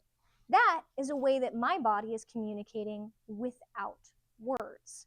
I know when my shoulders start trying to creep up to my ears and I'm having to keep them down, that someone is creeping on me. I know that about my body. Your body has ways it communicates with you. It will be different than mine. Okay? Boundary setting can help someone respond appropriately by controlling their responses so they don't act in a way they don't want to. It can also help you be willing to be rude. You have to be willing to be rude. You have to be willing to rock the boat. You have to be willing to draw attention to yourself. A person may suppress or ignore their instincts because they feel they cannot act on them without violating social norms. This can enable entitled, manipulative, and aggressive individuals. I think Do we have time? we don't have time, so let's come back to that during exercises. Okay. Sometimes this isn't about preventing a conflict, it's about being able to argue with someone in a way that is effective and safe. Boundary setting and de-escalating language provide a framework for arguing with someone when you have to argue with someone. One thing I don't like about some boundary and de-escalation books is they're like, always avoid an argument. Never get in an argument. Just don't. That does not reflect real life. There are times where you will have to stand there and be like, I will not stand here and watch you treat that person that way. I will not. I will intervene. And you look at the trainings for intervention, like intervention trainings, bystander intervention, for example, and they don't teach de-escalation in language. And then you look at de-escalation trainings and they don't teach intervention language. And you look at boundary setting language and it's all about interpersonal relationships and not working in a community center, not working in mutual aid, not being an EMS or a medic or whatever. You have to take all of them and throw them into a crucible and come out with something else. Anyway. Okay, the signs and symptoms of one's instincts trying to express something can be different from person to person. You might feel nauseated, stiff, tense, skin might be crawling, goosebumps might be forming, hair might stand on end. There might be a sense of disquiet, discontent, cold, heat, tremors, shakiness, headache. Each person has to work on interpreting their body's signals so they know what their instincts are trying to tell them. This comes back to self-compassion. It is important not to attack oneself for how one's body is conveying their instincts. For example, just because a person feels nauseated, shaky, and sick when someone around them is displaying signs of delusions does not mean they're a bad person who's judging the person for having delusions. It just means their body is trying to tell them something. A person is not what their body tells them. They are how they choose to act on it. Feelings are not behaviors. Those feelings should be interpreted as signals rather than attacked and suppressed as a value judgment that one is making about someone else. This is one of the reasons we dismiss our instincts, is we're taught that those instincts are value judgments. We're taught that if we feel that someone makes us uncomfortable, we're judging that person instead of going, why am I uncomfortable? Am I uncomfortable because of my past history, or am I uncomfortable because there's something this person is doing that is genuinely not okay? When we assume it's a value judgment and shove it away, we're ignoring the gift of those instincts. Instead, we need to examine the instincts. This is that witnessing mind, trying to use discernment. So, for example, Yun is 6'5", about 210 pounds, and I know he's a trained martial artist. I know what belt ranks he has and what disciplines. Okay. My past history is one of domestic and intimate partner violence. And the person who hurt me was not as tall or as strong or as trained as Ian. There are times Ian frightens me. My instincts say Ian's gonna hurt me. That doesn't make me a bad person. It makes me a person who was hurt. Okay? I then can reinterpret that and be like, actually, if Ian is scarier than my ex, that makes me feel really safe. Okay? What I felt, how I acted. It's all choice. Now let's get into de-escalation. We're done with boundaries. Well, we're going to keep referencing it, but we're getting into de-escalation training right on time. Okay. Questions about boundaries before we move into de-escalation training? As someone that you were saying that you can't really visualize, like what were the tools that you used the most for someone that doesn't visualize? I use kinetic methodology, I use emotive methodology, and I use just do it. Those are the three most common. I generally don't do tool-based. I don't do visualization at all. I tend not to do affirmations. Yeah. The problem is that affirmations aren't true for you long enough to work. Yeah. You're too malleable and mercurial. Yeah, there's some other stuff going on there too. I use all of them, absolutely all of them, and in different combinations. And the primary ingredient-based one that I do is that I carry a pocket knife everywhere I go, and I'm trained to use it. I heard that. The thing that people that talk about with ingredient-based magic is that they always expect that it's like an amulet or a charm or a sachet in a pocket. You can do ingredient-based magic with just about anything, from your shoes to your pocket knife. What? Yeah, You could use mace as an ingredient-based form of self-protection. Well said. All right. Either flavor. Security mindset. It is an unfortunate truth of the world that bad things can happen to anyone at any time. And it isn't always up to an individual whether a situation they are in will become dangerous or violent. People can choose to act with aggression and violence without anybody provoking it or deserving it happening to them. The first and possibly most important step to staying safe and to knowing when a situation is starting to become unsafe is to just pay attention. I'm going to quote Doctor Who here and say that paying attention is a superpower. Many people skate through their lives based on their internal thoughts, the contents of their screens, their plans for the weekend. However, before working out the appropriate reaction to a situation, it's necessary to be aware that it is happening, and therefore it is recommended to cultivate a continuous awareness of what is happening. This should not devolve into paranoia, but should instead be a healthy level of situational awareness. I'm going to note one that frustrated the heck out of me here from my own personal history, which Lex was actually present for. Told you we had a community center in the arts district. I started witnessing someone climbing on top of the buildings a lot. I noticed them rolling over dumpsters to even climb up on tops of roofs. And at one point I was like, it's probably an unhoused person who's sleeping up there. But they never had a backpack. They never had a sleeping bag. And they never stayed for very long. I'd see them climb up and climb back down in a couple hours. And then I was like, well, maybe they're storing drugs up there. I don't care. Like, whatever. Gotta make a living. Probably shouldn't say that on camera. But it started itching at me. Didn't like their body language.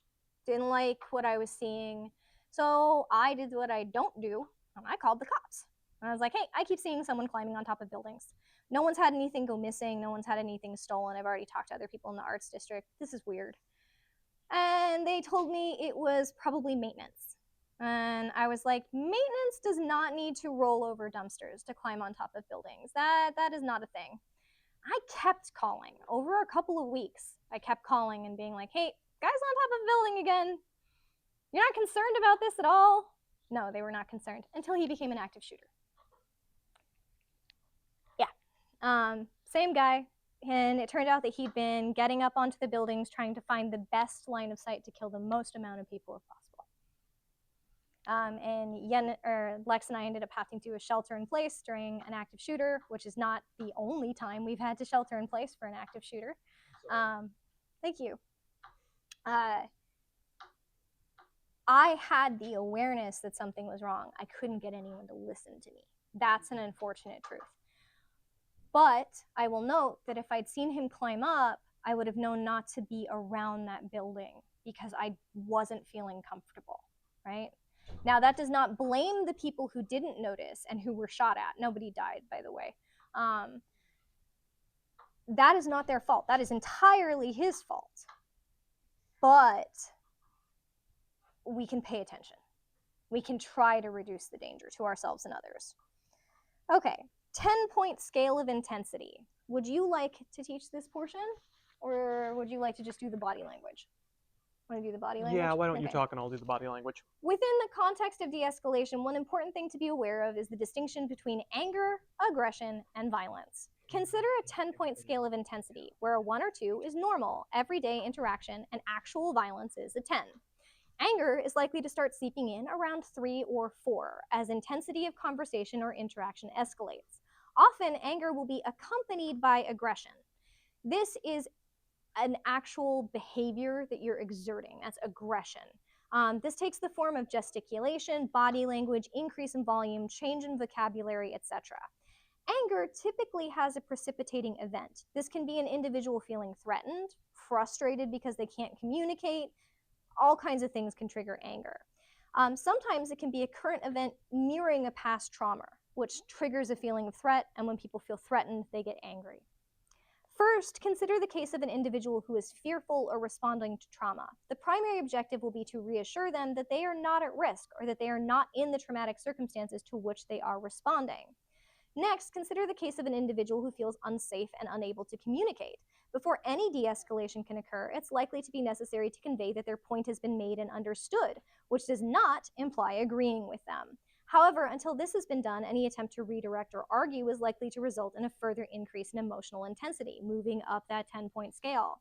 There is a special case with those people who feel personally slighted by any disagreement, resistance, or minuscule wrong behavior from someone else.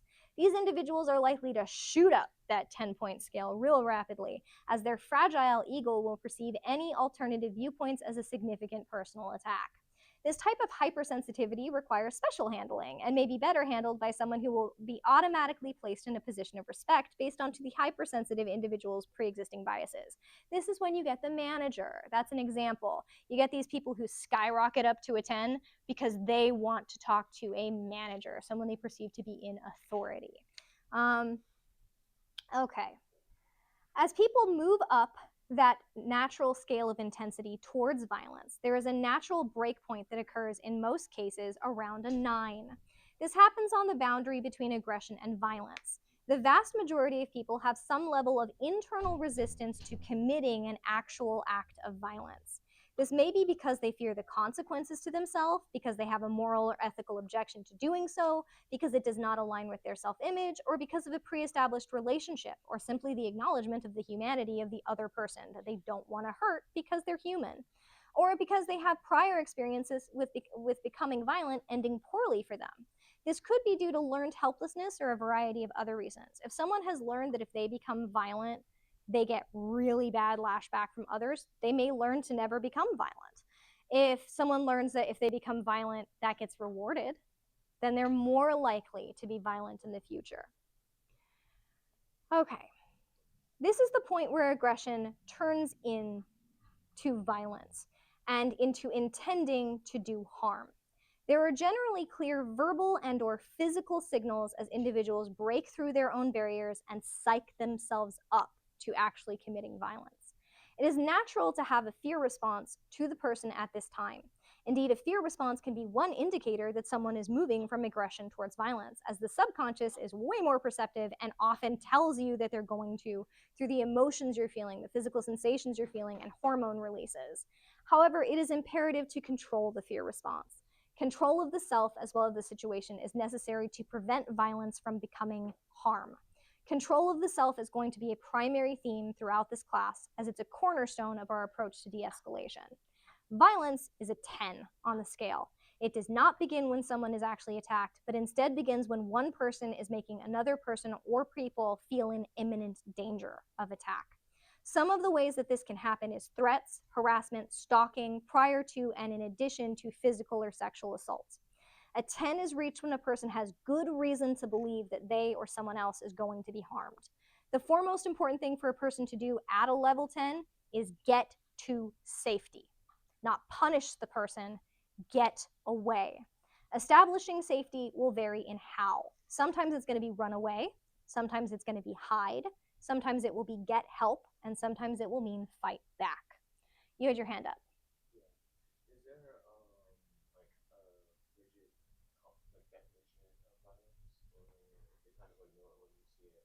Right? It's a know it when you see it. But basically, if you have reason to believe that you or someone else is about to be hurt, that's violence. And I include sexual violence in that. If you believe that someone around you is about to have sexual violence done to them, which can be groping, sexual harassment, stalking, etc., that's violence. More on physical boundaries. Understanding our physical boundaries is vital for de-escalation. When a person feels as though their physical boundaries are at risk of being violated, whether that's as little as someone standing or sitting too close in a way that makes them feel closed in on, or as much as getting really up in someone's personal space, that causes a fear response. People have a right to their physical boundaries. They have a right to determine how close they want others to be and what kinds of touch are welcome or not welcome. They may not know this about themselves already. They may need to work on getting in touch with themselves to determine what their physical boundaries are. When a person is violating personal physical boundaries, it's common and normal to react with stress, fear, aggression, anger, and even rage. Those are healthy emotional responses, but feelings don't dictate actions. So it can be helpful for a person to figure out what their physical boundaries are and have decided in advance how to enforce them. Let's talk about unwanted physical touch from a stranger. Step 1, determine your physical boundaries. What do you consider acceptable for a stranger to do when it comes to touching you? Let's say you tripped. You dropped all your stuff. If someone comes along and grabs your elbow and helps you up, is that acceptable physical touch to you? Not to you. That's good to know. But maybe it is, right? And a lot of people go, oh, it's never okay for a stranger to touch you, right? But what if you start to fall? You tripped. Is that okay? That person probably assumed it was okay. They probably assumed that they did something nice for you. They stopped you from falling. So there are times we often consider it okay for a stranger to touch, or even if we didn't like it, we didn't want it, we're not willing to be like, don't touch me, right? Instead, we might be like, oh, thank you. And then we use a distance establishing gesture. So you've caught me. Thank you. Thanks, I appreciate it. Distance establishing gesture, right? And you can do it politely. People assume distance establishing gestures are rude, but you can thank you, put your hand over your heart, I appreciate you, like, oh, thanks, that's great, as you're establishing distance. Okay, but let's see. A touch, something I wouldn't want you to do. Let's say that I'm on the bus. Oh. And what's a physical touch I might not consider acceptable? Do the shoulder thing that men do. Yeah. I've been massaged on a bus. I've been massaged. I've had Right. someone come Or- up. Yep. Yeah, like that one. Yep. The other one is if we're sitting, Oh. that I've had a lot.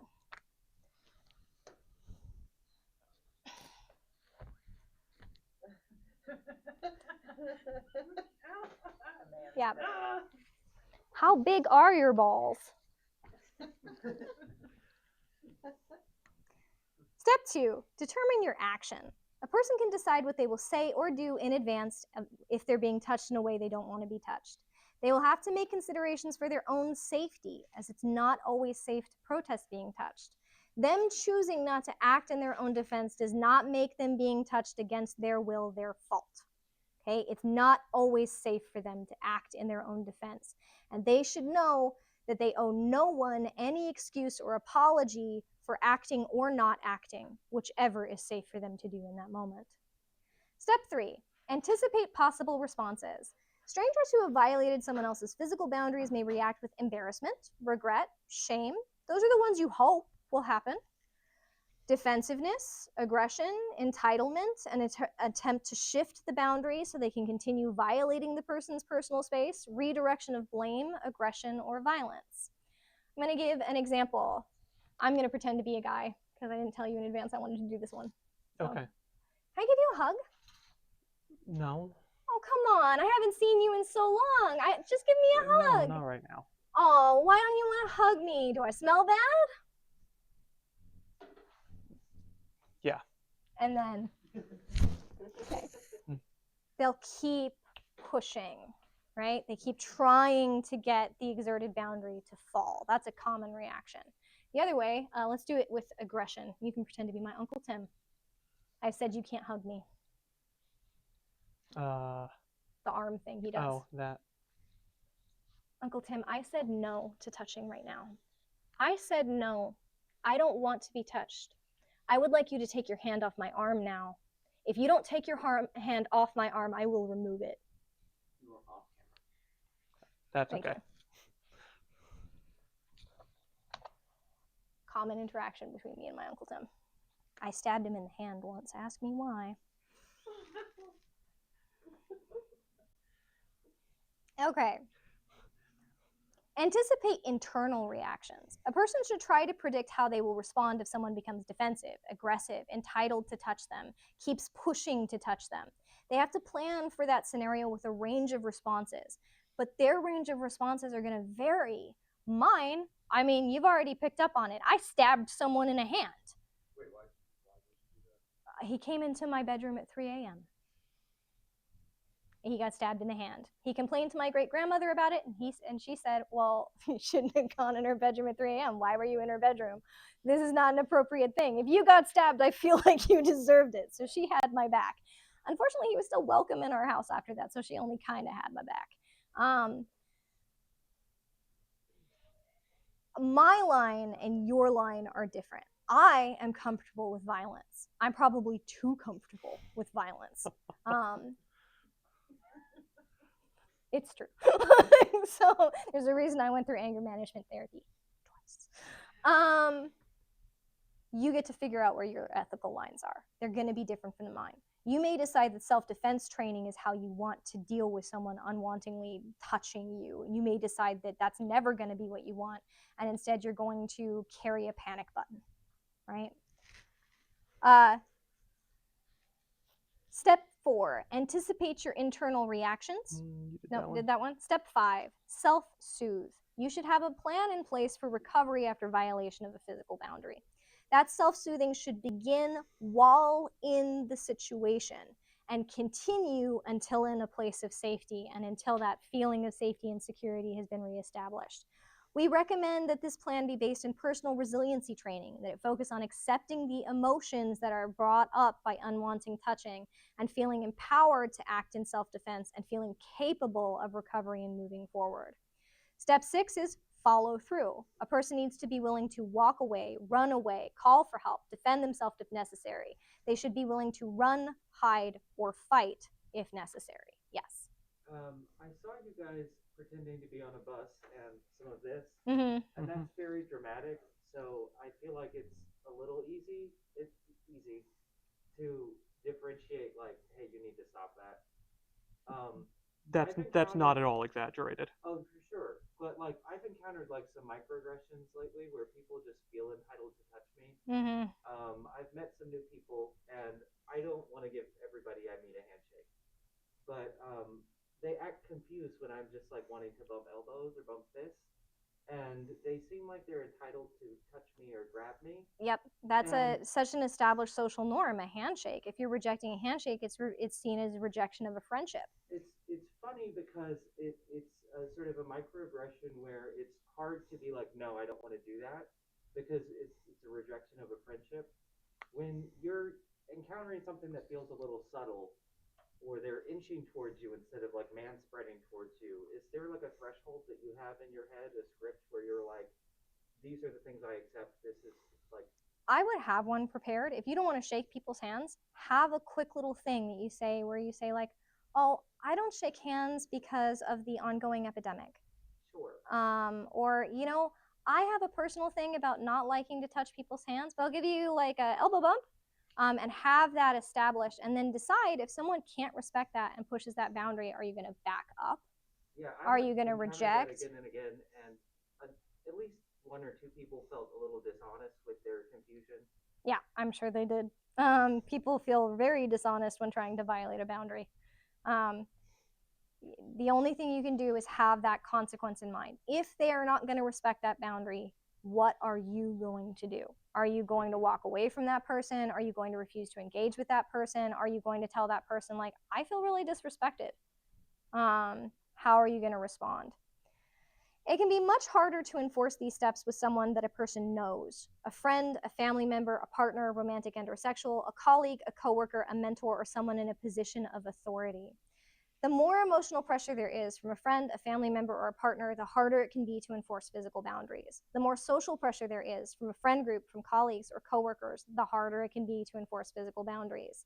The more power imbalance there is, a mentor, a teacher, a coach, a pastor, a parent, the harder it is to enforce physical boundaries. When all 3 combine, it can be very, very difficult to maintain physical boundaries. This can happen, for example, when friends and family all attend the same church and inappropriate touching comes from a pastor. There is an emotional pressure from loved ones not to embarrass them, not to rock the boat, not to make them unwelcome in their religious community. There's social pressure from the other members of the religious community expecting that the person accept unwanted touching because they consider it socially acceptable for that person to be touched against their will, and not socially acceptable for them to reject that touch. And then there is the power imbalance, adding that final pressure not only to the person to accept that physical touch, but everyone else around them to enable that physical touch. We are so tight on time, but I do have an example here. We have mood swings, grievance. Let's get through and then we'll go back through our examples. Dealing with mood swings. A person can have mood swings due to high stress, a recent trauma or re-triggered trauma, a mental crisis, a mental syndrome, a mental disorder, a physiological condition, medical issues, or because the influences of substance like drugs, allopathic or illicit, and alcohol.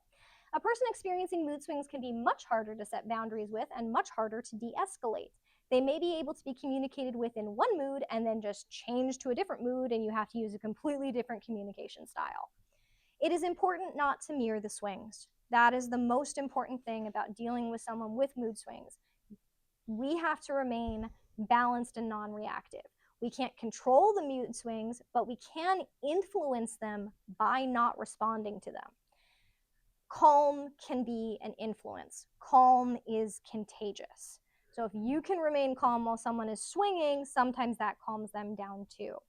As always with boundary setting and de-escalation, a person should speak in direct, calm, kind, and controlled manner, as firm as necessary to calm someone down who's going through those swings. With mood swings, it's important to stick to core concepts. It's difficult for someone who is experiencing mood swings to process a lot of detail. Confusion can ramp up the mood swing, so sticking to very simple sentences that address only the most important aspects of the boundary setting in de-escalation can be helpful. Just very short, very simple sentences, and then have a longer break between sentences than you think you need to give them some auditory processing time. Because if they get confused, that ramps up the mood swings. Dealing with a person with a grievance. Sometimes people ramp up their aggression because they have a grievance. That grievance may or may not be legitimate. It may or may not even be rational. They may have a good reason to complain. They may have been mistreated, lied to, harmed, etc. But they may be complaining out of entitlement, and their grievance may not be based in reality, but instead based in getting someone to comply with what they want. They may be acting out of paranoia and perceived slights that didn't actually occur or weren't meant the way that they took them. Regardless of why someone is escalating over a grievance, the response should be the same. Step 1, don't make it personal. Like in any escalation, the person needs to not allow themselves to take the person's ramped up behavior and complaints on as if it is their own ramped up behavior and complaints.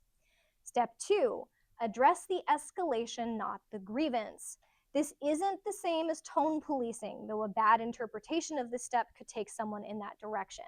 If a person is behaving in a fashion that a person's boundaries will not allow, this is when they can use the boundary setting steps we already covered to enforce that if the person does not control their behavior, their grievance cannot be heard. Step 3, once the behavior is under control, address the grievance that caused the aggression. This is the step of listening non-judgmentally. A person with a grievance may just need to vent. They may just need someone to listen to them, or they may need to be directed to a person or resource that can actually help them with their grievance. Sometimes you wind up as a de-escalating person listening to someone's grievance and being like, that's awful. I'm so sorry that that happened to you. There's fuck all I can do about it, but could I point you at some resources that might actually help you? Did just me listening help? I hope that it did. A lot of the time, de-escalation just involves being like, that sucks. I am so sorry that that happened to you. Let me just hear you out until you run out of words and then direct you at a resource that can actually help.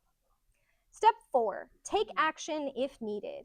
If an upset person expressed a legitimate grievance that is the responsibility of the person who's doing the boundary setting, the de-escalation to address, they should apologize. They should do so sincerely, fully, and without excuses. This is not the time to give the reason. This is just the time to say sorry. There may be a necessary follow-up action to rectify the issue and try and make it right, but there can also be times where there's nothing that can be done to make it right, but they can still apologize and try not to make the same mistakes in the future. However, the action step may also be to leave the situation if the person will not calm down, to fetch someone else to help them with their grievance, or reject that they are owed an apology or anything else. Boundary setting can look like, I refuse to apologize for something that I do not bear responsibility for. I feel there's nothing more to say, so I'm going to leave now. It is important to remember that some people are never satisfied. They are airing their grievance because that's what they want to do. They don't want to rectify the grievance. They just might enjoy complaining, venting, and getting someone to listen to them. Part of boundary setting is being willing to walk away from someone who doesn't actually want to solve a problem. They just want to be aggressive. Yes? So what if you're in a place where you have to sometimes you're going to have to make the other person leave. And how to make a person leave is tricky. That is where you can try to do it with the I'm going to have to ask you to leave now. I'm going to have to insist that you leave. I'm going to have to. Mm-hmm. Yep, that is edging language. You might have to escalate to, you need to leave right now. You may have to put a consequence in there. Where you draw the consequence is going to be different. We had a policy at our community center where we didn't like to call the cops. We were very worried about the people who were from oppressed and marginalized groups in our area. We worked with people who were very afraid of the cops, who were very afraid of ICE. We didn't want police presence around. We didn't like how over-policed the arts district was already. So we had a stick that we called prejudice. The stick was named prejudice, and we used to joke it was the only prejudice allowed in the community center. So ours was, I will get the stick and I will remove you. That might not be best for Ruma. Like, let's be clear. But we did, in fact, use the stick to remove people.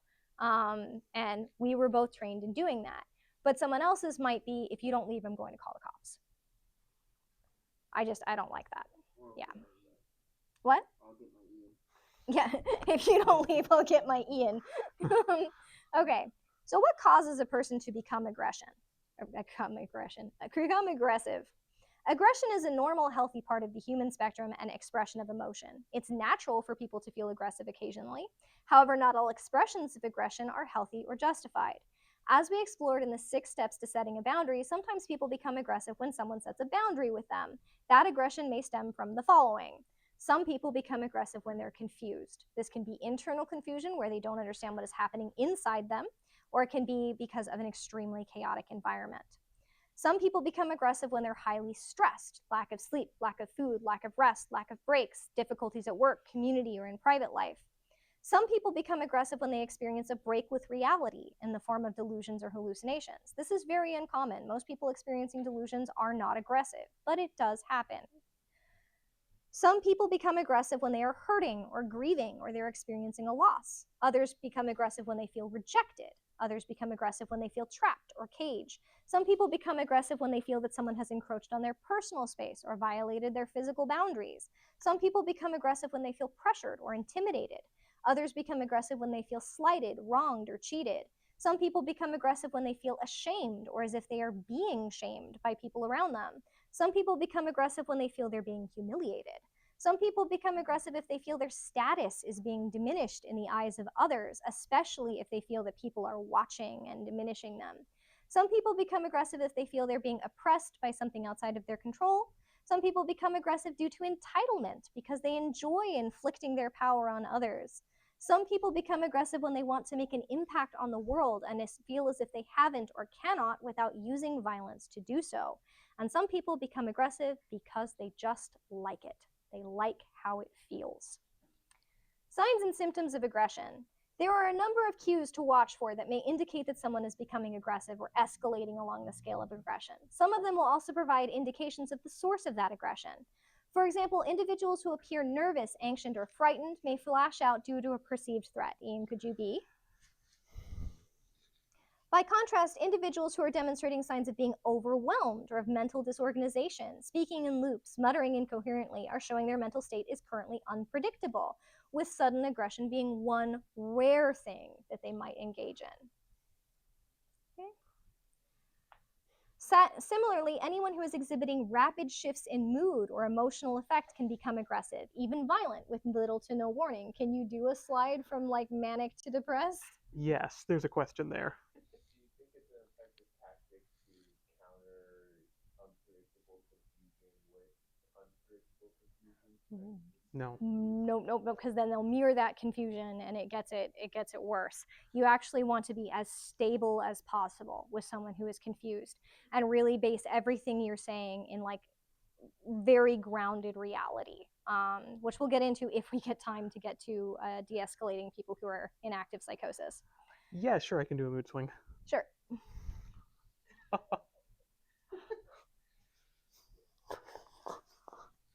Okay, now I want to give you a hug. Anyone who is openly displaying hostility, bigotry, or hatred should be considered inherently aggressive. If they are already demonstrating it, they are already acting with aggression because that kind of thing is a threat. Anyone who is attempting to persuade, particularly to do something that is illicit, should be considered a candidate for sudden aggression, particularly in the face of a boundary being set against that illicit behavior. This happens if someone's trying to pressure for buying of drugs or storing of drugs, which can be very relevant when you run a community center. We had people try very, very hard to get us to store their bags without us knowing what was in the bag. And they'd get aggressive when we were saying no. And it's like, nope, you can't store your belongings here. I'm sorry, we do not allow anyone to store their belongings here. There are reasons that we have for not storing the belongings here. No, I'm not accusing you of anything. I don't know what's in your bag. But because I don't know what's in your bag, and I don't have the right to know what's in your bag, and I don't have the right to know what is in anybody else's bag, that bag cannot be here. Because we will get in trouble if something happens and like we get raided and there's something in that bag. You know, that's where people get aggressive. People get aggressive when they're pressuring for sex and they're rejected for pressuring for sex. I got propositioned so often when we had the place in the arts district because people assume that anyone who operates a shop in the arts district, of course, is willing. Anyway, hypersensitive individuals, those who engage in black and white thinking, can respond to a reasonable, neutral attempt at communication as though it is a personal attack. That often goes towards aggression. Those who perceive themselves to be in a position of authority can become aggressive or even violent rapidly if they feel their authority is questioned or flouted. There will be noticeable changes in patterns of thought. These include cognitive distortions, such as jumping to the worst possible conclusion based on any attempt at communication, as well as attempting to assert dominance rather than be understood, deterioration of concentration or memory, and judgment being impaired. Communication style changes. If an individual starts to do any of the following as a distinct shift from their normal mode of speech, it can be indication of increased aggression. Prolonged periods of silence, dramatic increase in sarcasm, deliberate provocation, playing word games, repeated demands, terse, short speech, abusive or obscene language, and making implied or explicit threats. Additionally, there are likely to be physical indications. Note that these are physical indications that are associated with increased aggression, not guaranteed that someone is preparing to engage in violence. Clenched or bared teeth, frowning, biting, tightening or compressing of the lips, quivering mouth, lowering the chin, eyebrow speak. Eyebrow speak. Lex is very good at that one. Staring. I'm going to say pupil dilation, and I know you can do it, and it freaks me out every time. How do you do that? You focus on them, and then you focus on the wall behind them or something behind them, and your eyes dilate because they're focusing on a different thing. They can both do it. They can both choose to dilate or contract their eyes on command. I actually learned to do it reading in very dark rooms. Sudden avoidance of eye contact. I don't think you can do pulsing or throbbing veins in the neck and the face. I was wrong. Changes to breathing patterns, so either shallow, rapid, or irregular, or very deep.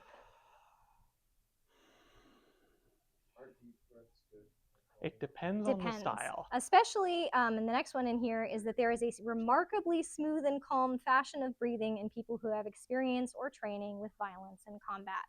Yen and I will both just go ahead and fall into this, shall we?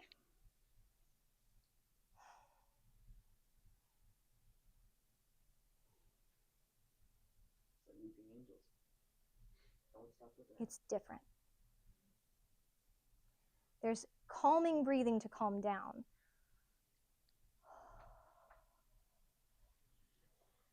And there's calming breathing of I'm about to hurt you. And they're different.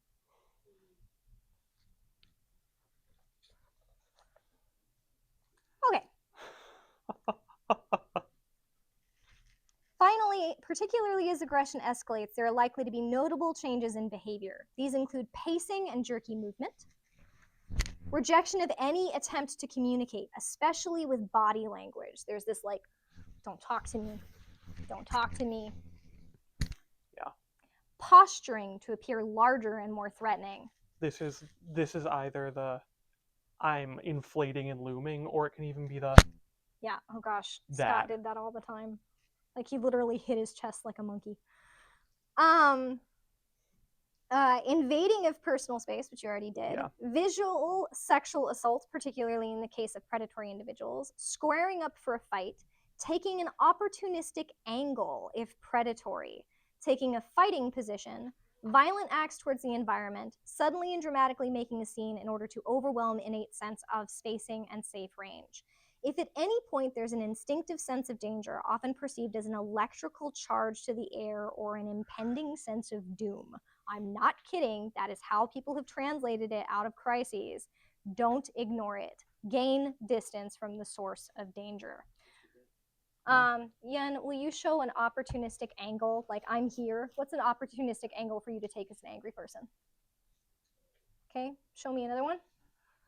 So most of them are going to be from behind. That's also an opportunistic But angle this for one's violence. yeah, but this one's also opportunistic. Okay. Yeah. Fighting stance, please.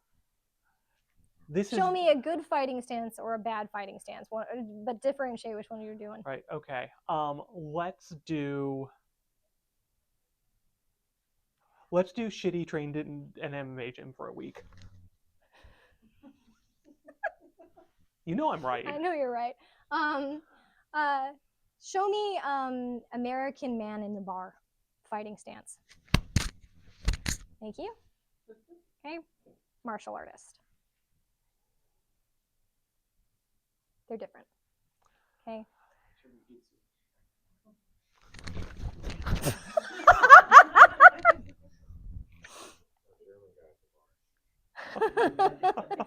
Probably not as many haymakers, but no guarantee. Right. Okay. Sorry, I had to. Signs of imminent violence. Signs that aggression is about to become violence include changes in skin tone. If an individual has become increasingly red and flushed, but suddenly gets very pale and ashen, that's often a sign of imminent physical attack. Pacing or other erratic movement that becomes significantly more frenzied. Escalating displacement activities, kicking and throwing of objects. Fully internalizing all signs of assault, wherein all the previous signs just vanish. Often breathing deeply and appearing to look past the presence of others in the room, and then acting berserk. This is your last chance to de-escalate. If violence, whether verbal or physical, commences, the top priority becomes safety.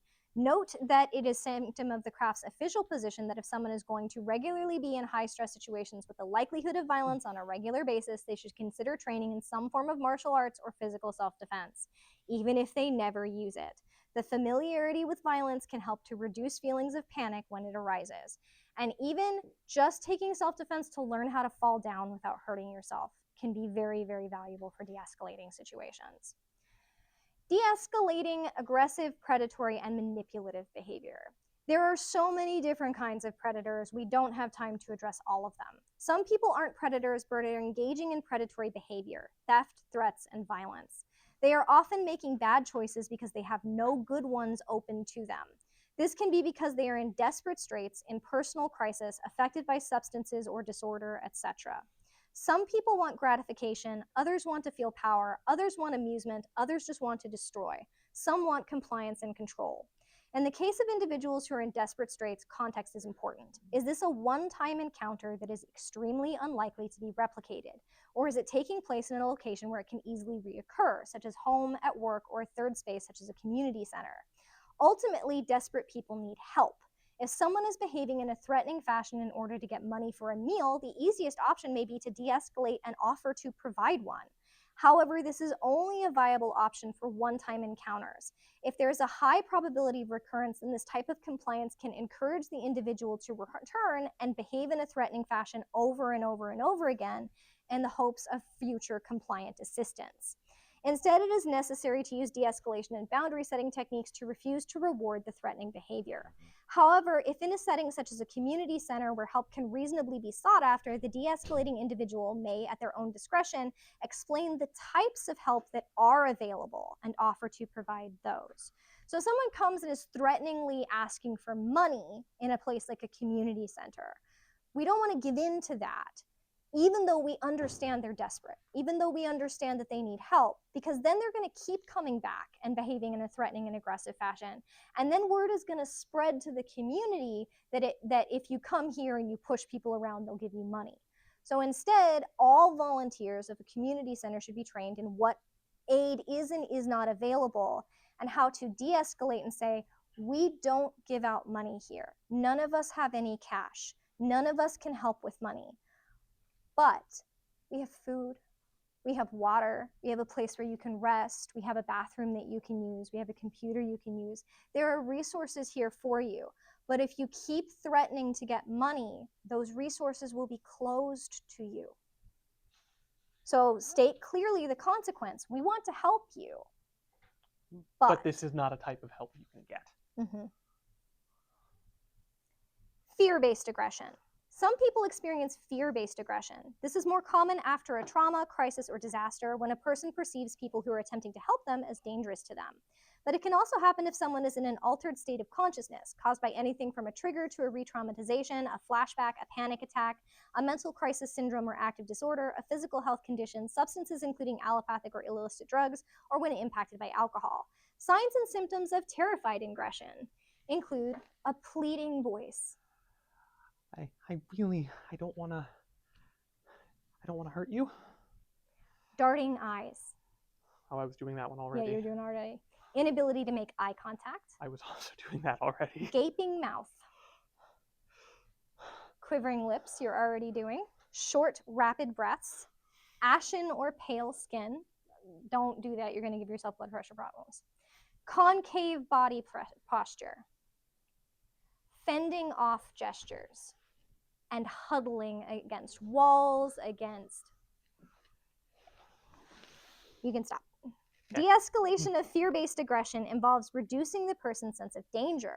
The person should stay away from the physical bubble of the frightened individual. They should make sure that their movements are unhurried. They should calmly keep up a litany of reassuring phrases, speaking clearly and calmly with pauses for the person to process what they're saying. The person should refrain from saying, "I won't hurt you," because they've probably heard that before. And they've probably heard it from people who lied.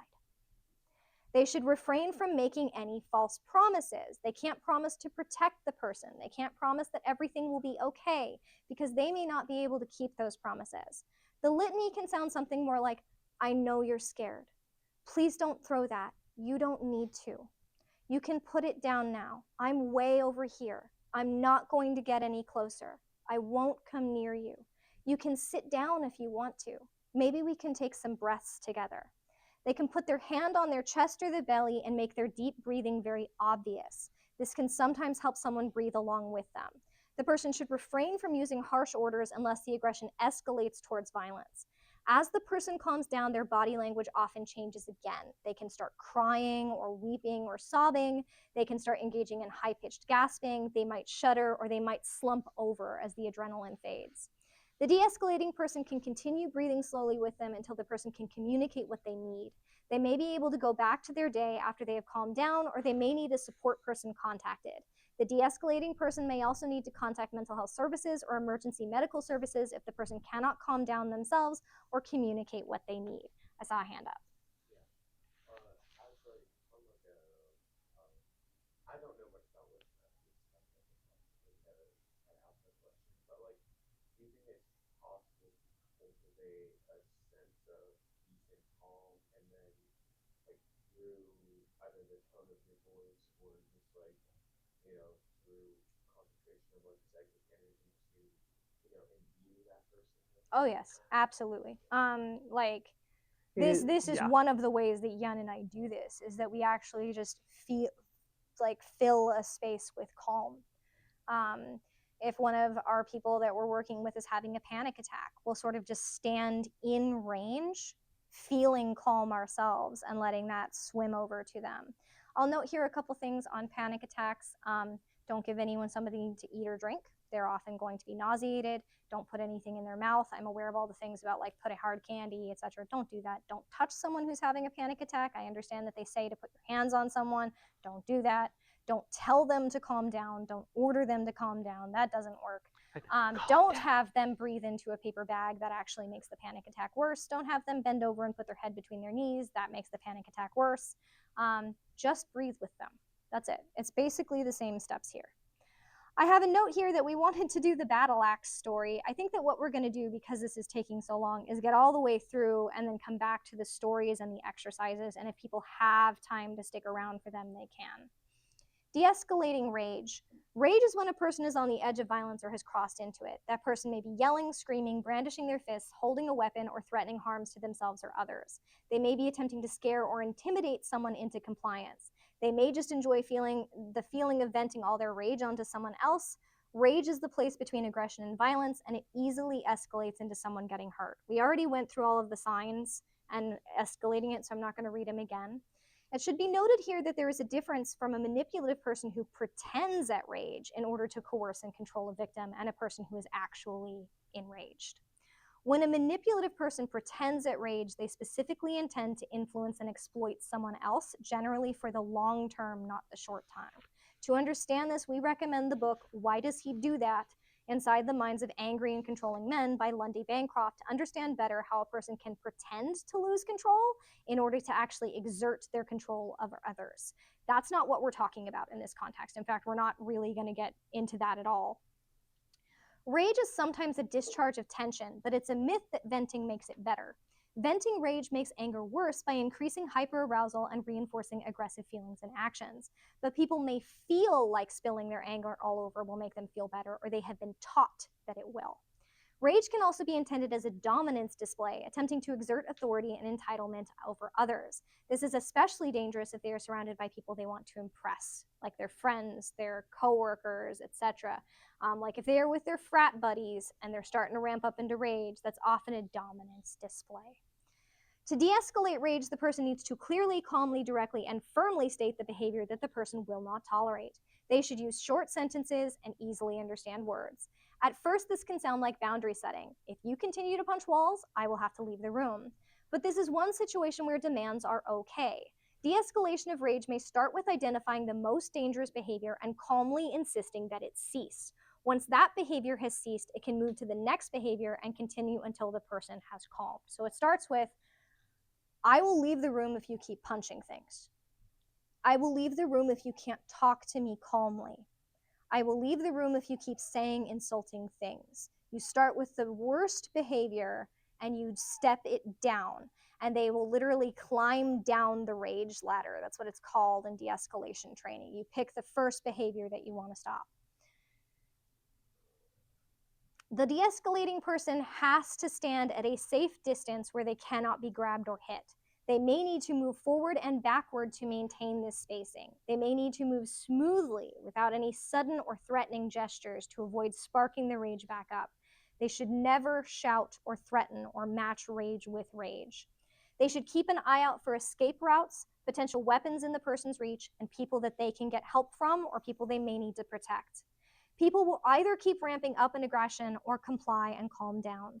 If they do calm, it is important for the de-escalating person not to become compliant, placating, or complimentary. They need to not reward the rage. If they reward the rage with positive reinforcement, the person is more likely to use rage in the future to control others. This is how someone who starts off venting rage becomes a manipulative abuser who pretends at rage in order to control and exploit others. They're taught that it is rewarded.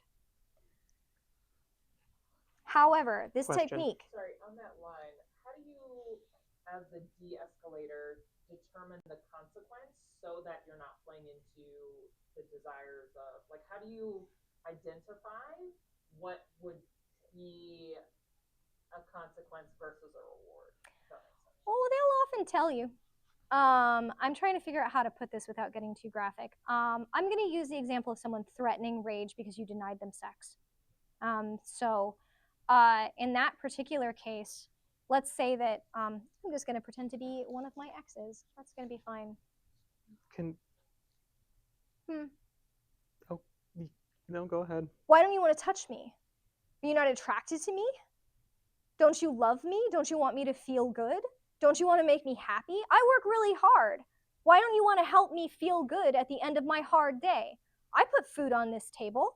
I support you. You don't even do anything all day long. You can't touch me when I get home. You can't make me feel good. I make you feel good all the time. I take care of you. Why don't you take care of me? What would reward that? Giving sex, right? Mm-hmm. There's a difference between saying, I'm very glad you calmed down, which is a like positive reinforcement for the behavior that you want, and a compliant behavior where you gave them what they wanted in the first place. You can't be like, now that you've calmed down, I'll give you sex. Right. It basically, it can't be, I said no, you got angry, we calmed you down, and now I'm saying yes. Sure, I guess I'm thinking from a community From the community center. If someone has a need that we can't meet or has a demand that we're unable to comply with, a yes is not going to happen anyway, but what are, giving like, a different, leave the room, but sometimes that's not possible. Yeah, sometimes that's not possible. So what are some other, I guess maybe that's where I'm going, it's like, what are some other consequency things I'm gonna have that you could offer? So in this context, a fairly common one would be, if you're not able to speak respectfully to those who are here, I'm going to have to ask you to leave. Okay. Yep. If you cannot calm down and allow us to assist you in a way that we can assist you, you're not getting any assistance today. And that's not punishment. No. No, that's saying I'm not going to reward what you're asking for. Punishment would be like, I am going to call the cops and they are going to take you away and you're going to pay for making everyone here uncomfortable, right? That's punitive. Denying someone something they're trying to use violence to get isn't punishing them. And in fact, I worry sometimes about the fact that we conflate those two, because we feel like, well, they did calm down, so we should give them what they wanted from us. We don't want to punish them. We want to reward the fact that they calmed down. But we don't reward the fact that they calmed down with the thing that they were being aggressive to get. Right? I'll use an example of a kid, right? A child throws a temper tantrum because they want to get McDonald's, right? You're saying, no, you can't have McDonald's. No, you can't have McDonald's. No, you can't have McDonald's. They throw a temper tantrum. They hit themselves. They hit the wall. They throw their toys. Eventually, they cry themselves out. And then you go, all right, well, now that you've done that, I feel really bad about it. Let's go get McDonald's. You've then taught that kid that behavior gets McDonald's. But you can reward them calming down by being like, I'm so proud of you for calming down. Would you like to snuggle for a little while and have some positive emotions together?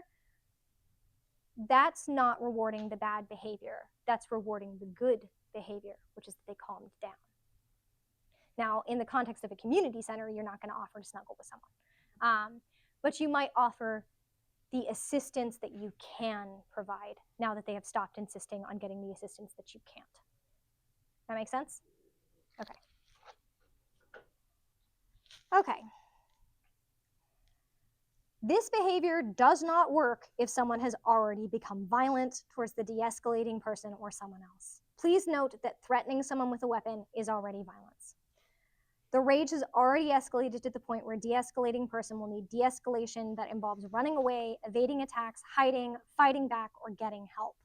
If they are hitting someone with their fists or their weapons, it will be up to the de-escalating person if they will physically involve themselves or contact the police. If the de-escalating person is the one being hit, they will need to focus on protecting their head, neck, and core, evading attacks, running away, fighting back, and or getting help. De-escalating manipulative predatory behavior. I want to note here that we are at time, and we have, I'm wondering if we just want to do a second class. Okay. Okay. Okay. No, because also it's really wonderful and helpful. So I'd like another. So I think that what we're going to do is stop here at de-escalating manipulative predatory behavior, and then get into explicit threats, how to bodily respond to aggression, like what you can do with your body to prepare it for responding to aggression, de-escalating common mistakes, do's and don'ts, de-escalating a person in active psychosis, de-escalating a panic attack. Probably we can do that in early November. I do want to have some exercises and some stories for those who want to stick around, because we said that we'd come back to those. But we can also wait those till next time. It's already 1:30. We had a lot of engagement and questions, which is great. I'm down to sit here and Okay, so for now, I'm also down for a little bit longer. for the Oh, people. do you want to just keep going and finish? I don't know what we. No. Okay. No. We could take some stories. No, let's Okay.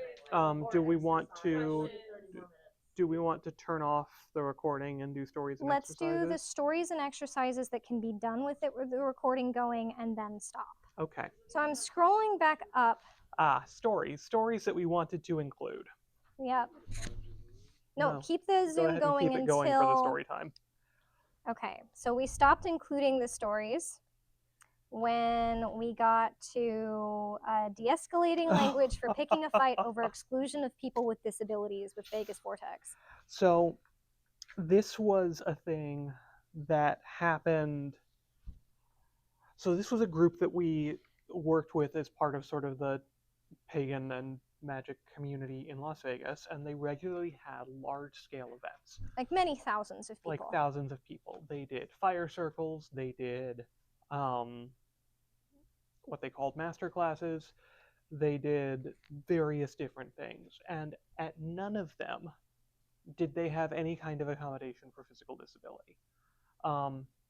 If you wanted to go to the fire circle and you weren't able to make the walk out to it, you just didn't get to go. No, we will not provide chairs. No, we will not provide people to help someone walk. They did not Just actually end of permit story. anyone to sit in a chair at their fire circles because they said it brought down the energy. Yes, that included wheelchairs. Yeah. And this turned into the first set of circumstances where this happened. This was at an event called Bone Dance. There was about 2,500 people in something attendance. like that. And there was a person there whose name was Swamp Mama. That was what she went by in the magical community. What?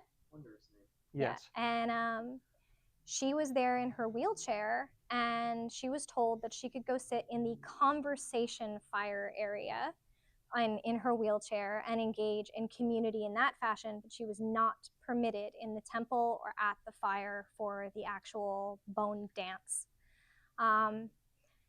And I tried at first to communicate with the people and be like, this is discriminatory. And they were like, well, legally, we're a church and we are permitted to say who is and is not welcome at a ritual. I tried to argue with them that she was an elder and this was incredibly disrespectful of her wisdom and her presence, and that she had energy to contribute to the fire. They would not listen. So Yen and I went and rounded up our volunteers and we carried her wheelchair into the fire. And we stood with her and would not allow her to be removed. This then turned into an ongoing conflict with the person who ran this group. Yes.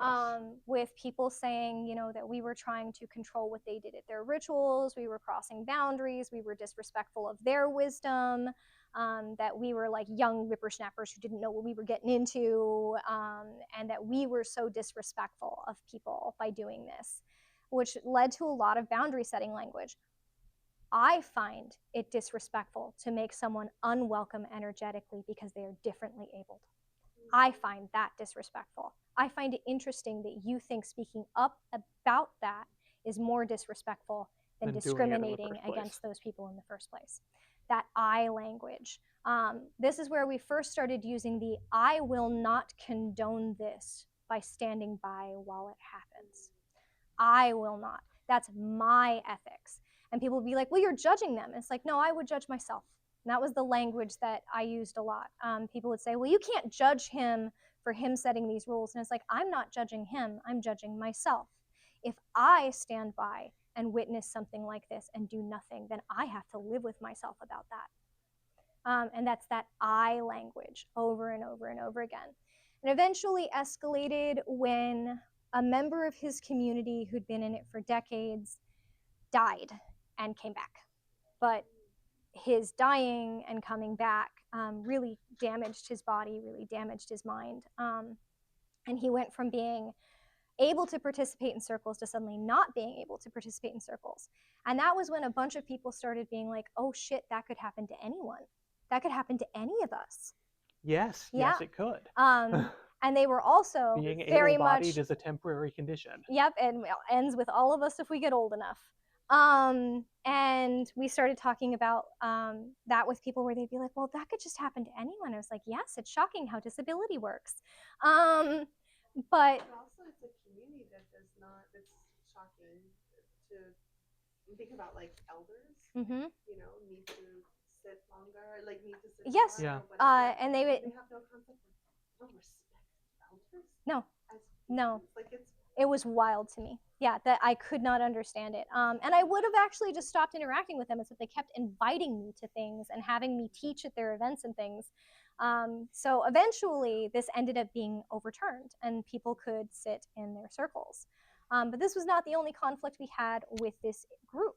The next one is actually the next story on here. Is it? Investigating David Griffin. Oh god, no, let's be fair. That was a conflict with everyone. That was a conflict with everyone.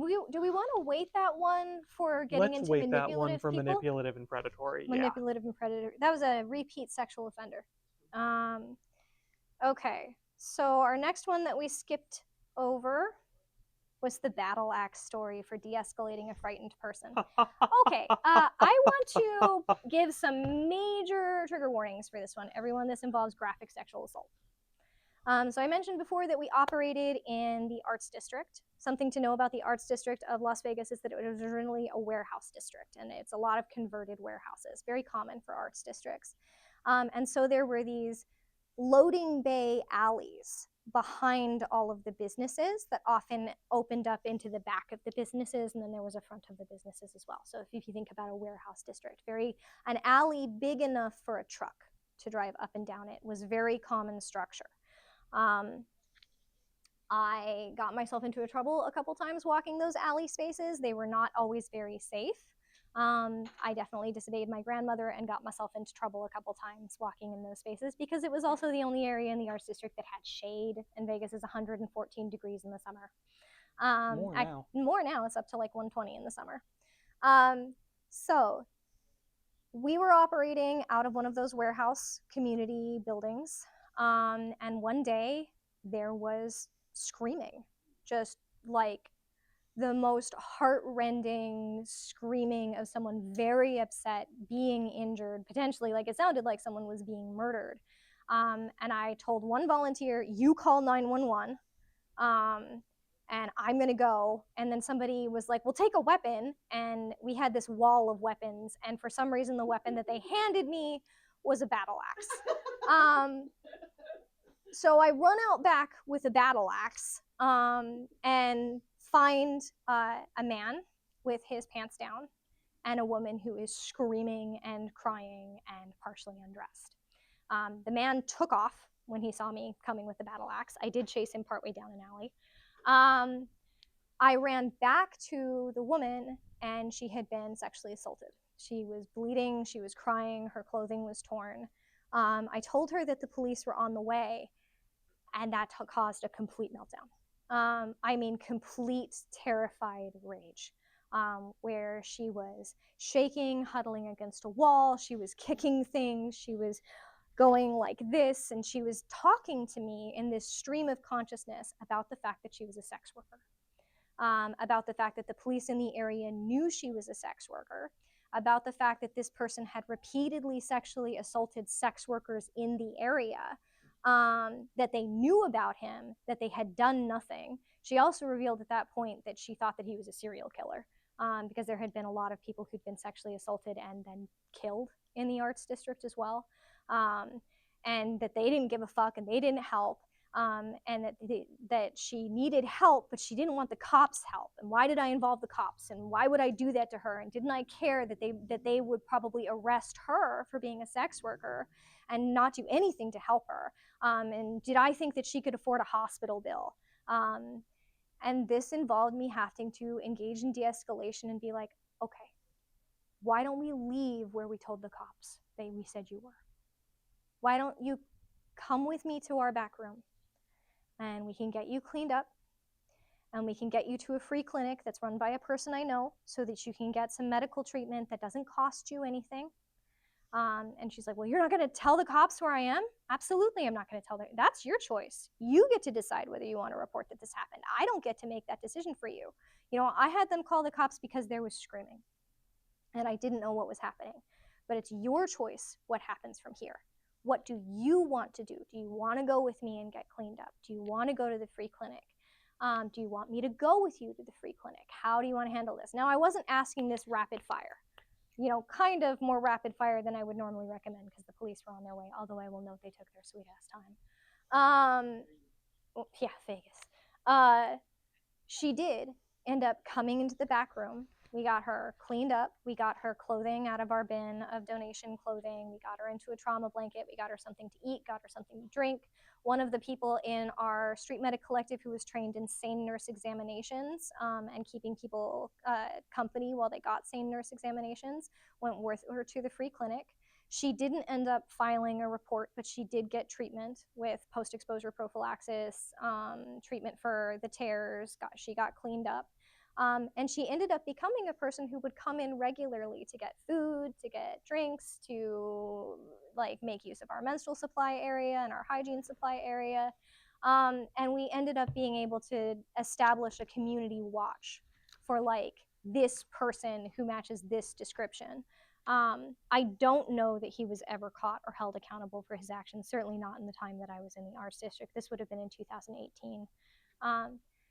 But in that particular case, the terrified rage was not just that someone had sexually assaulted this person and they were traumatized, but also that the people who were supposed to come help could not be trusted and relied upon to help. And that's something that you may have to deal with, especially when working with the unhoused.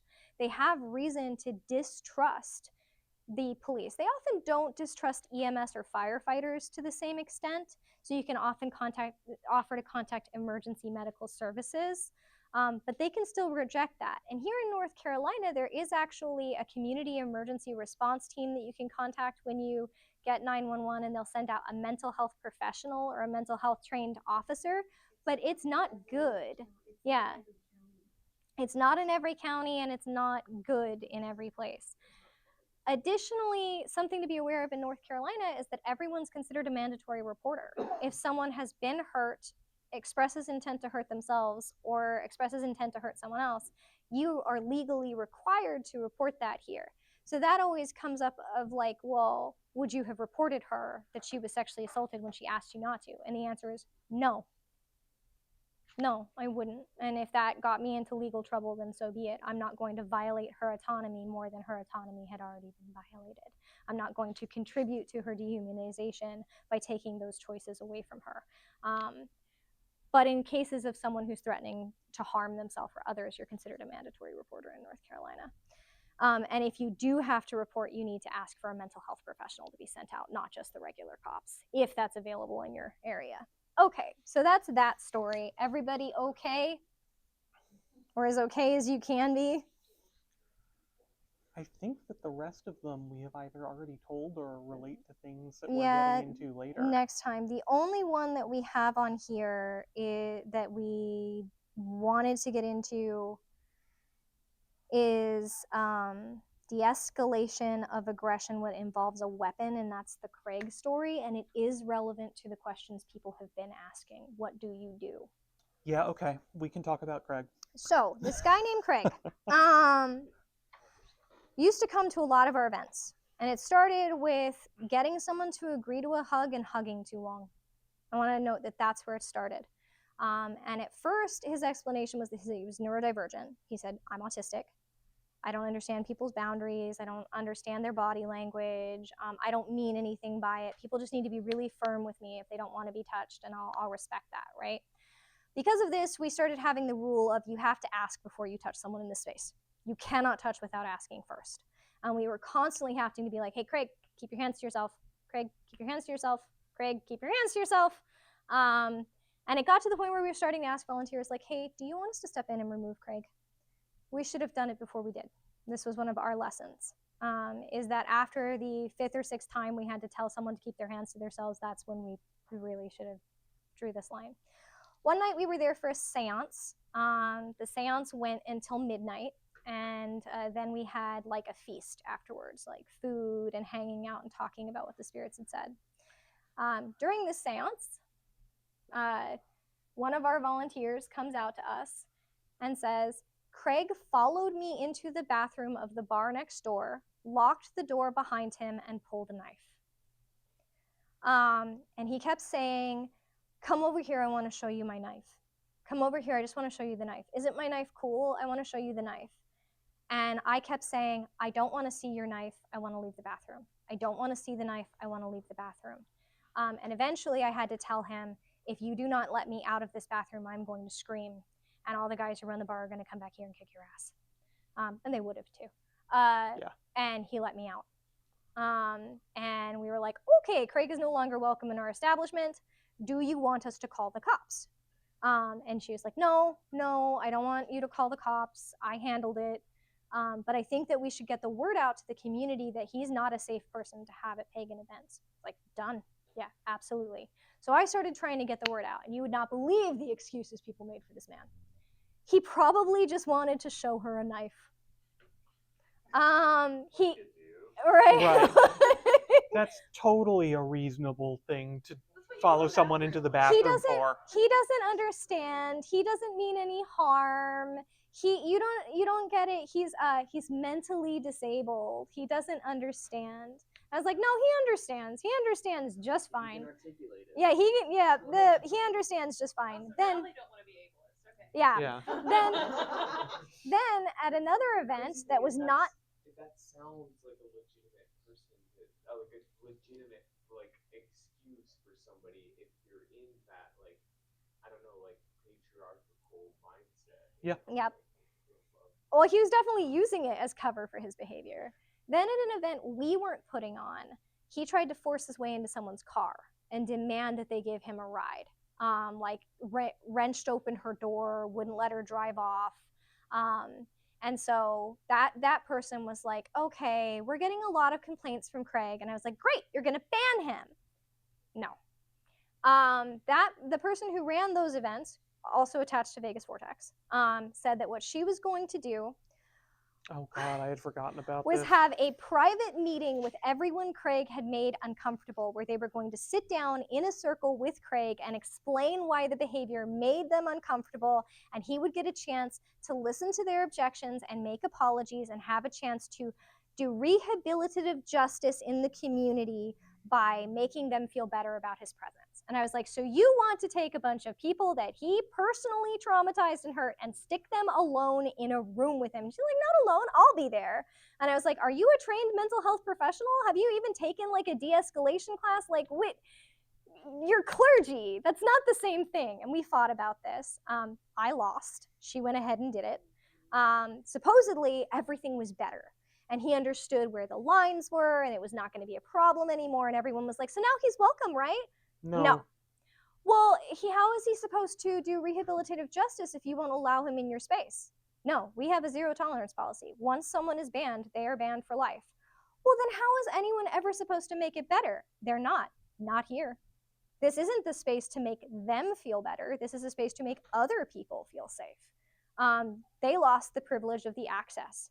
And this kept coming up where people were like, well, Craig should come. No, Craig is not coming here. For the second time ever, I ended up joining the board of the Las Vegas Pagan Pride Project. Never again. And while I was on the board, Craig became a volunteer, and then he joined the board too. And I was like, all right, okay, so mentally competent enough to be a board member, but not mentally competent enough not to pull a knife on people. Got it. Okay. While I was working with him, he ended up calling one of the other board members and leaving a sexually explicit, threatening voicemail for her. She complained to the coordinator of Pagan Pride and was told, well, I'll do a closed-door meeting between the two of you to see if we can work out where the problem is, so you can address your grievance, and he can be put on probation. And she said, I'm not willing to be in a room with him. And he was like, well, then there's really nothing I can do. Either you can choose to have this grievance meeting, or you can choose to leave the board. So she brought her voicemail in and played it at a board meeting. And was like, I would like to vote on Craig being removed, which he was. And this was eventually sort of the last time he came around the pagan community. But this is how they will just keep pushing. It's because the community will enable it. The community will defend. The community will have this missing stair where anyone who'd interacted with Craig knew he was a danger. But what about the new people in the community? Because that's what people would say. They'd say, well, just don't be alone with Craig. Okay, but what about the people who don't know to never be alone with Craig? Or, well, Craig doesn't mean it. Yeah, but I'm still hurt. And part of learning this de-escalating language is not necessarily de-escalating Craig, although that too. That volunteer had to use that de-escalating language to get out of that bathroom. It's also deconstructing the defense in the community, where again, those boundary setting I will not welcome Craig in this space because Craig is a danger to others. I will not allow Craig to hurt people in front of me and do nothing about it. I will not accept the excuse that Craig does not understand his behavior and that other people should then allow themselves to be hurt so that Craig can continue being welcome in this space. That line, and we have to be willing to stick to that line against people who aren't the aggressor, but they're supporting the aggressor. Yes, I see a hand. So, like, obviously, when you say Craig, he's a malevolent actor, Yeah. predator, bad guy. But is there a place and time for re-education, and where's that line, and how do we discern that? Yes, there absolutely is a place for re-education. An example I will give is that we have a seminar that we teach on recognizing sexual misconduct in the community. We worked with a clinical sexologist, a psychologist, and a therapist to put it together. And it's basically about recognizing hidden predators, being able to act in your community to remove people from a position of authority if they are hidden predators, supporting survivors, how to get trained as a SANE nurse, etc. And we taught that for the first time in a group. We talked about what actually constitutes sexual assault, what actually constitutes rape. And we had someone break down freaking out partway through when he realized he was a rapist. Because he had no idea that that was considered rape. And it was that he had bullied and cajoled and manipulated someone based on the fact that he was not okay mentally and emotionally, and pushed and pushed and pushed, threatening harm to himself if he didn't get comfort and touch. And he was like, I was in a really bad mental place. I didn't realize that that's considered rape. And it's like, if you're threatening to harm yourself because you don't get what you want, that is rape. And he ended up having like an actual breakdown in class. And then Ian ended up having to take him aside and help him calm and go through de-escalation procedures with him. And he ended up becoming one of the most active, mobile people I know in opposing sexual misconduct in communities, where he started getting involved in educating people about what sexual misconduct was. He started getting involved in volunteering at the Rape Crisis Center. He was always really upfront with people. It was not like a sneaky way. It was in a, I was a rapist and I didn't know it. So the differences here is immediate awareness that the action is not okay, and then a commitment to not doing it again in the future. So versus like this other person that was done about is denying, and people there's no acceptance of personal responsibility. Okay, there's acceptance of personal responsibility that would be the key. Yeah, that's one of the keys. I will also note that in the case of a single incident that is sufficiently bad, you can acknowledge personal responsibility, but I'm going to choose to protect the person you harmed and still not let you come back no matter how repentant you are. Yeah. And you're going to have to decide where that line is and if someone's crossed it. In that particular case, this was something that he had done years ago, not to our community, and he was really committed into learning and being a better person.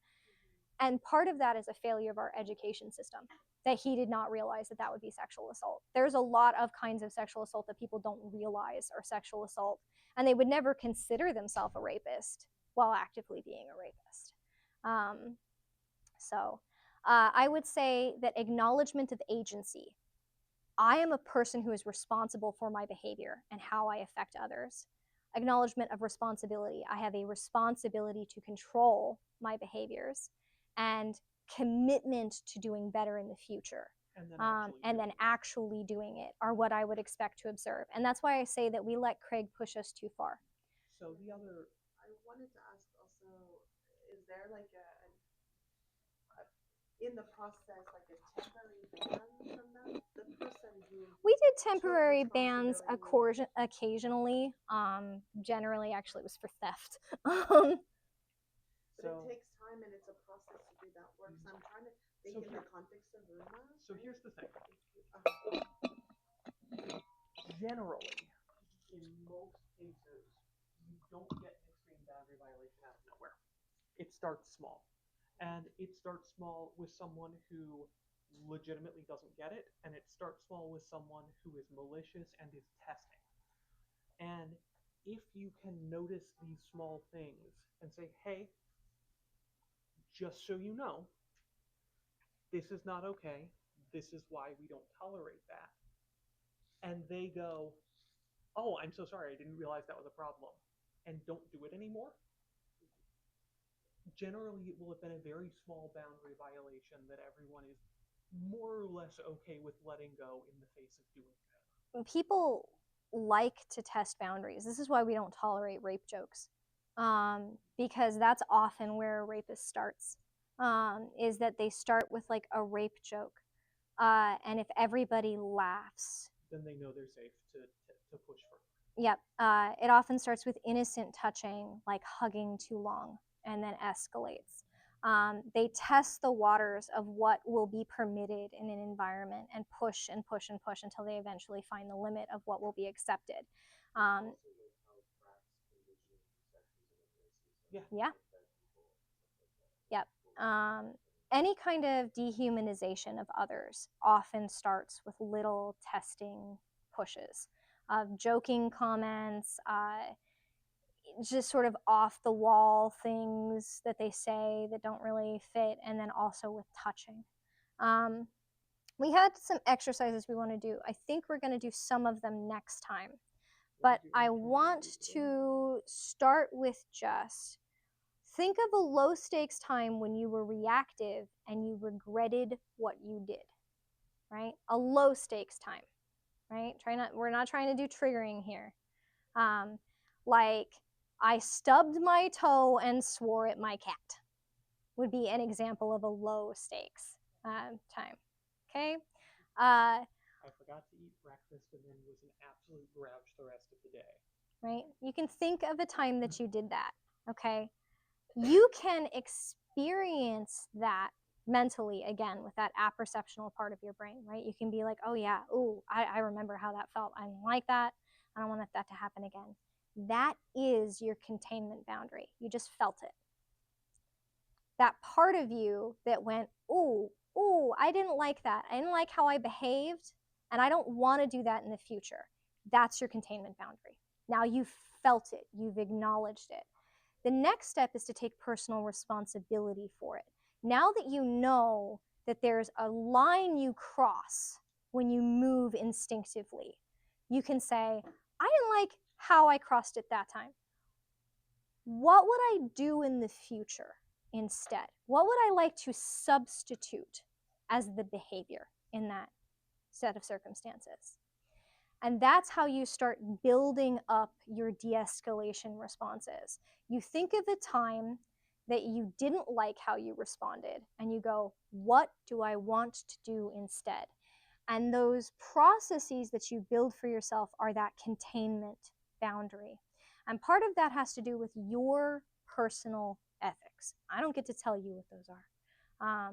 What you consider acceptable to do to someone else, what you consider acceptable to watch being done around you is one of them, like especially in community mutual aid work, collective action. What do you see as acceptable happening around you before you interfere? Then what are you going to do about it, right? Are you actually willing to hit somebody? Right? If not, that can't be your containment boundary. Your containment boundary can't be like, the next time I see that happen, I'm gonna sock somebody. Don't say you're gonna do something that you're not. If you prepare responses that you can't actually put out, then you freeze. If you prepare to respond in a particular way and then you can't follow through and you don't have a backup option, that's when you freeze and you do nothing at all. So, one thing I'm going to note with this exercise is that it's important to feel it. Don't just intellectually recall, I did this thing. What you're trying to do is replicate the internal sensation so that you recognize it when it's starting to happen again. This goes back to that your emotional responses fire faster than your logic. You're trying to recognize that emotional response that you did, and when you had it, you did something you weren't okay with, so that you'll go, oh, I'm doing that thing again, and you'll do the different thing. there's 2 more exercises I'm going to do today, and then I'm going to move all the rest to the next time we meet. One of them you can do before I turn off the camera, and then the last one I'm going to have to turn off the camera. So this next one involves what we talked about as the foundation of who you are as a person and of your sense of knowing. Apperceptional, epistemological, transcendental. Okay, I want you for a moment to think of a past experience that was pleasant for you, right? Time you went to the beach, right? Time you had a holiday with someone that you really loved, right? Snuggling on the couch with your cat. I don't care what it is, right? All right. Now I want you to think about now and looking. You hit dismiss? Okay. In the moment of now, how does that past moment inform your now, right? Does it give you a sense of safety? Does it give you a sense of happiness? Does it define what you enjoy doing with your time? Where you might want to escape to, what you might want to do when you're having a stressed out period, things that you're looking forward to for your future. That's apperceptional experience. The past informing the present, informing the future. Apperception can be something that triggers us. It can be something where we relive the past in that moment, and it can move us whether we want it to or not. But it can also be a self-soothing thing, where we can draw upon moments of the calm in our past and pull them forward, either to experience in the present or to hope for in the future. There will be more days that look like that. Okay? That's apperceptional as personal resilience. Second one, epistemological.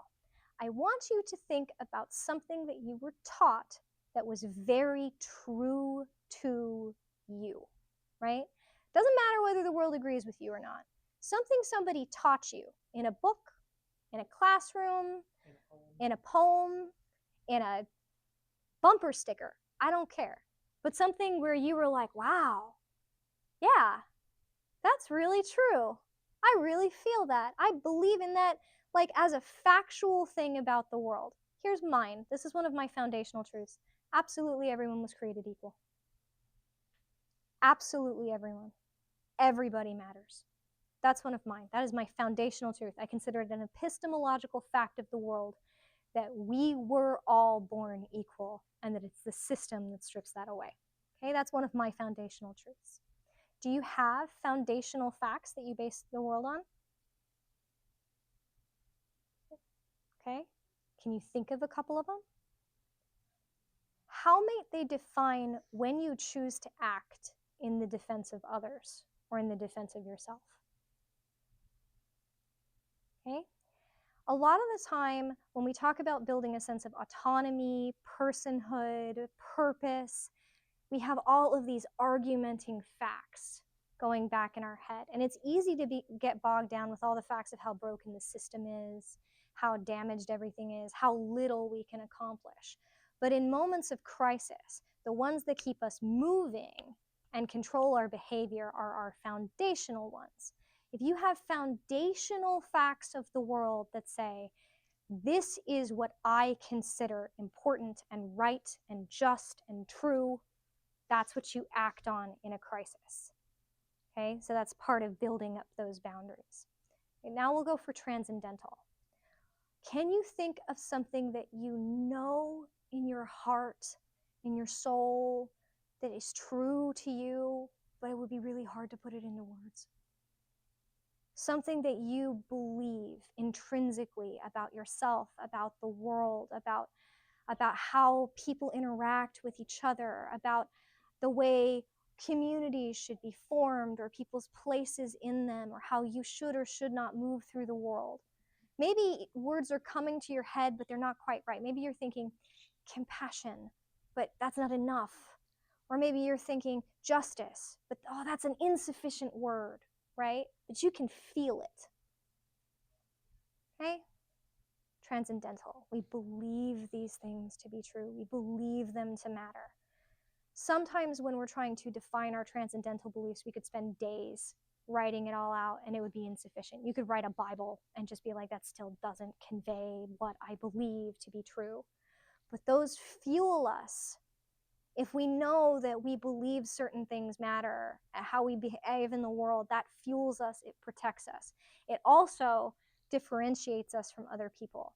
The one that kept happening for us over and over and over again when we had Havencraft in Las Vegas was that we believe that what we witness and choose to act or not act against defines who we are as people.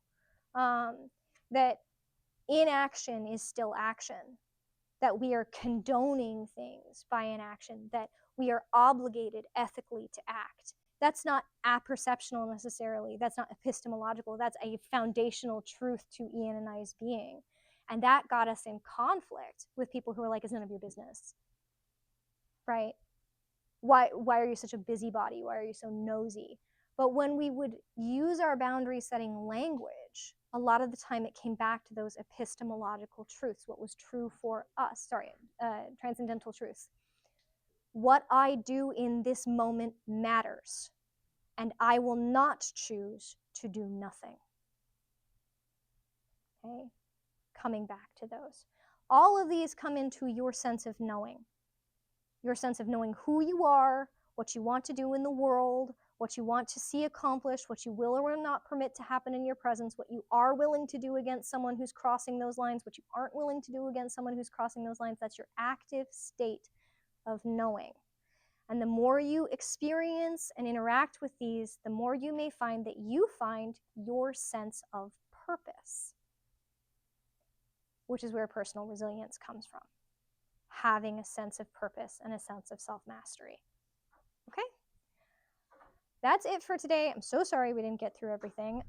Apparently, we can't teach this as fast as we thought we could. There's only 34 pages of notes, and we only got halfway through. Normally, we get through 50 or 60 pages of notes in a class. Too many stories. Oh, how long my notes started for this course? 300 pages. I got it down to 34. I'm going to go ahead and end the Zoom call and the recording. Thank you so much for participating. Did people stick around the whole time in Zoom? One person did. Wow.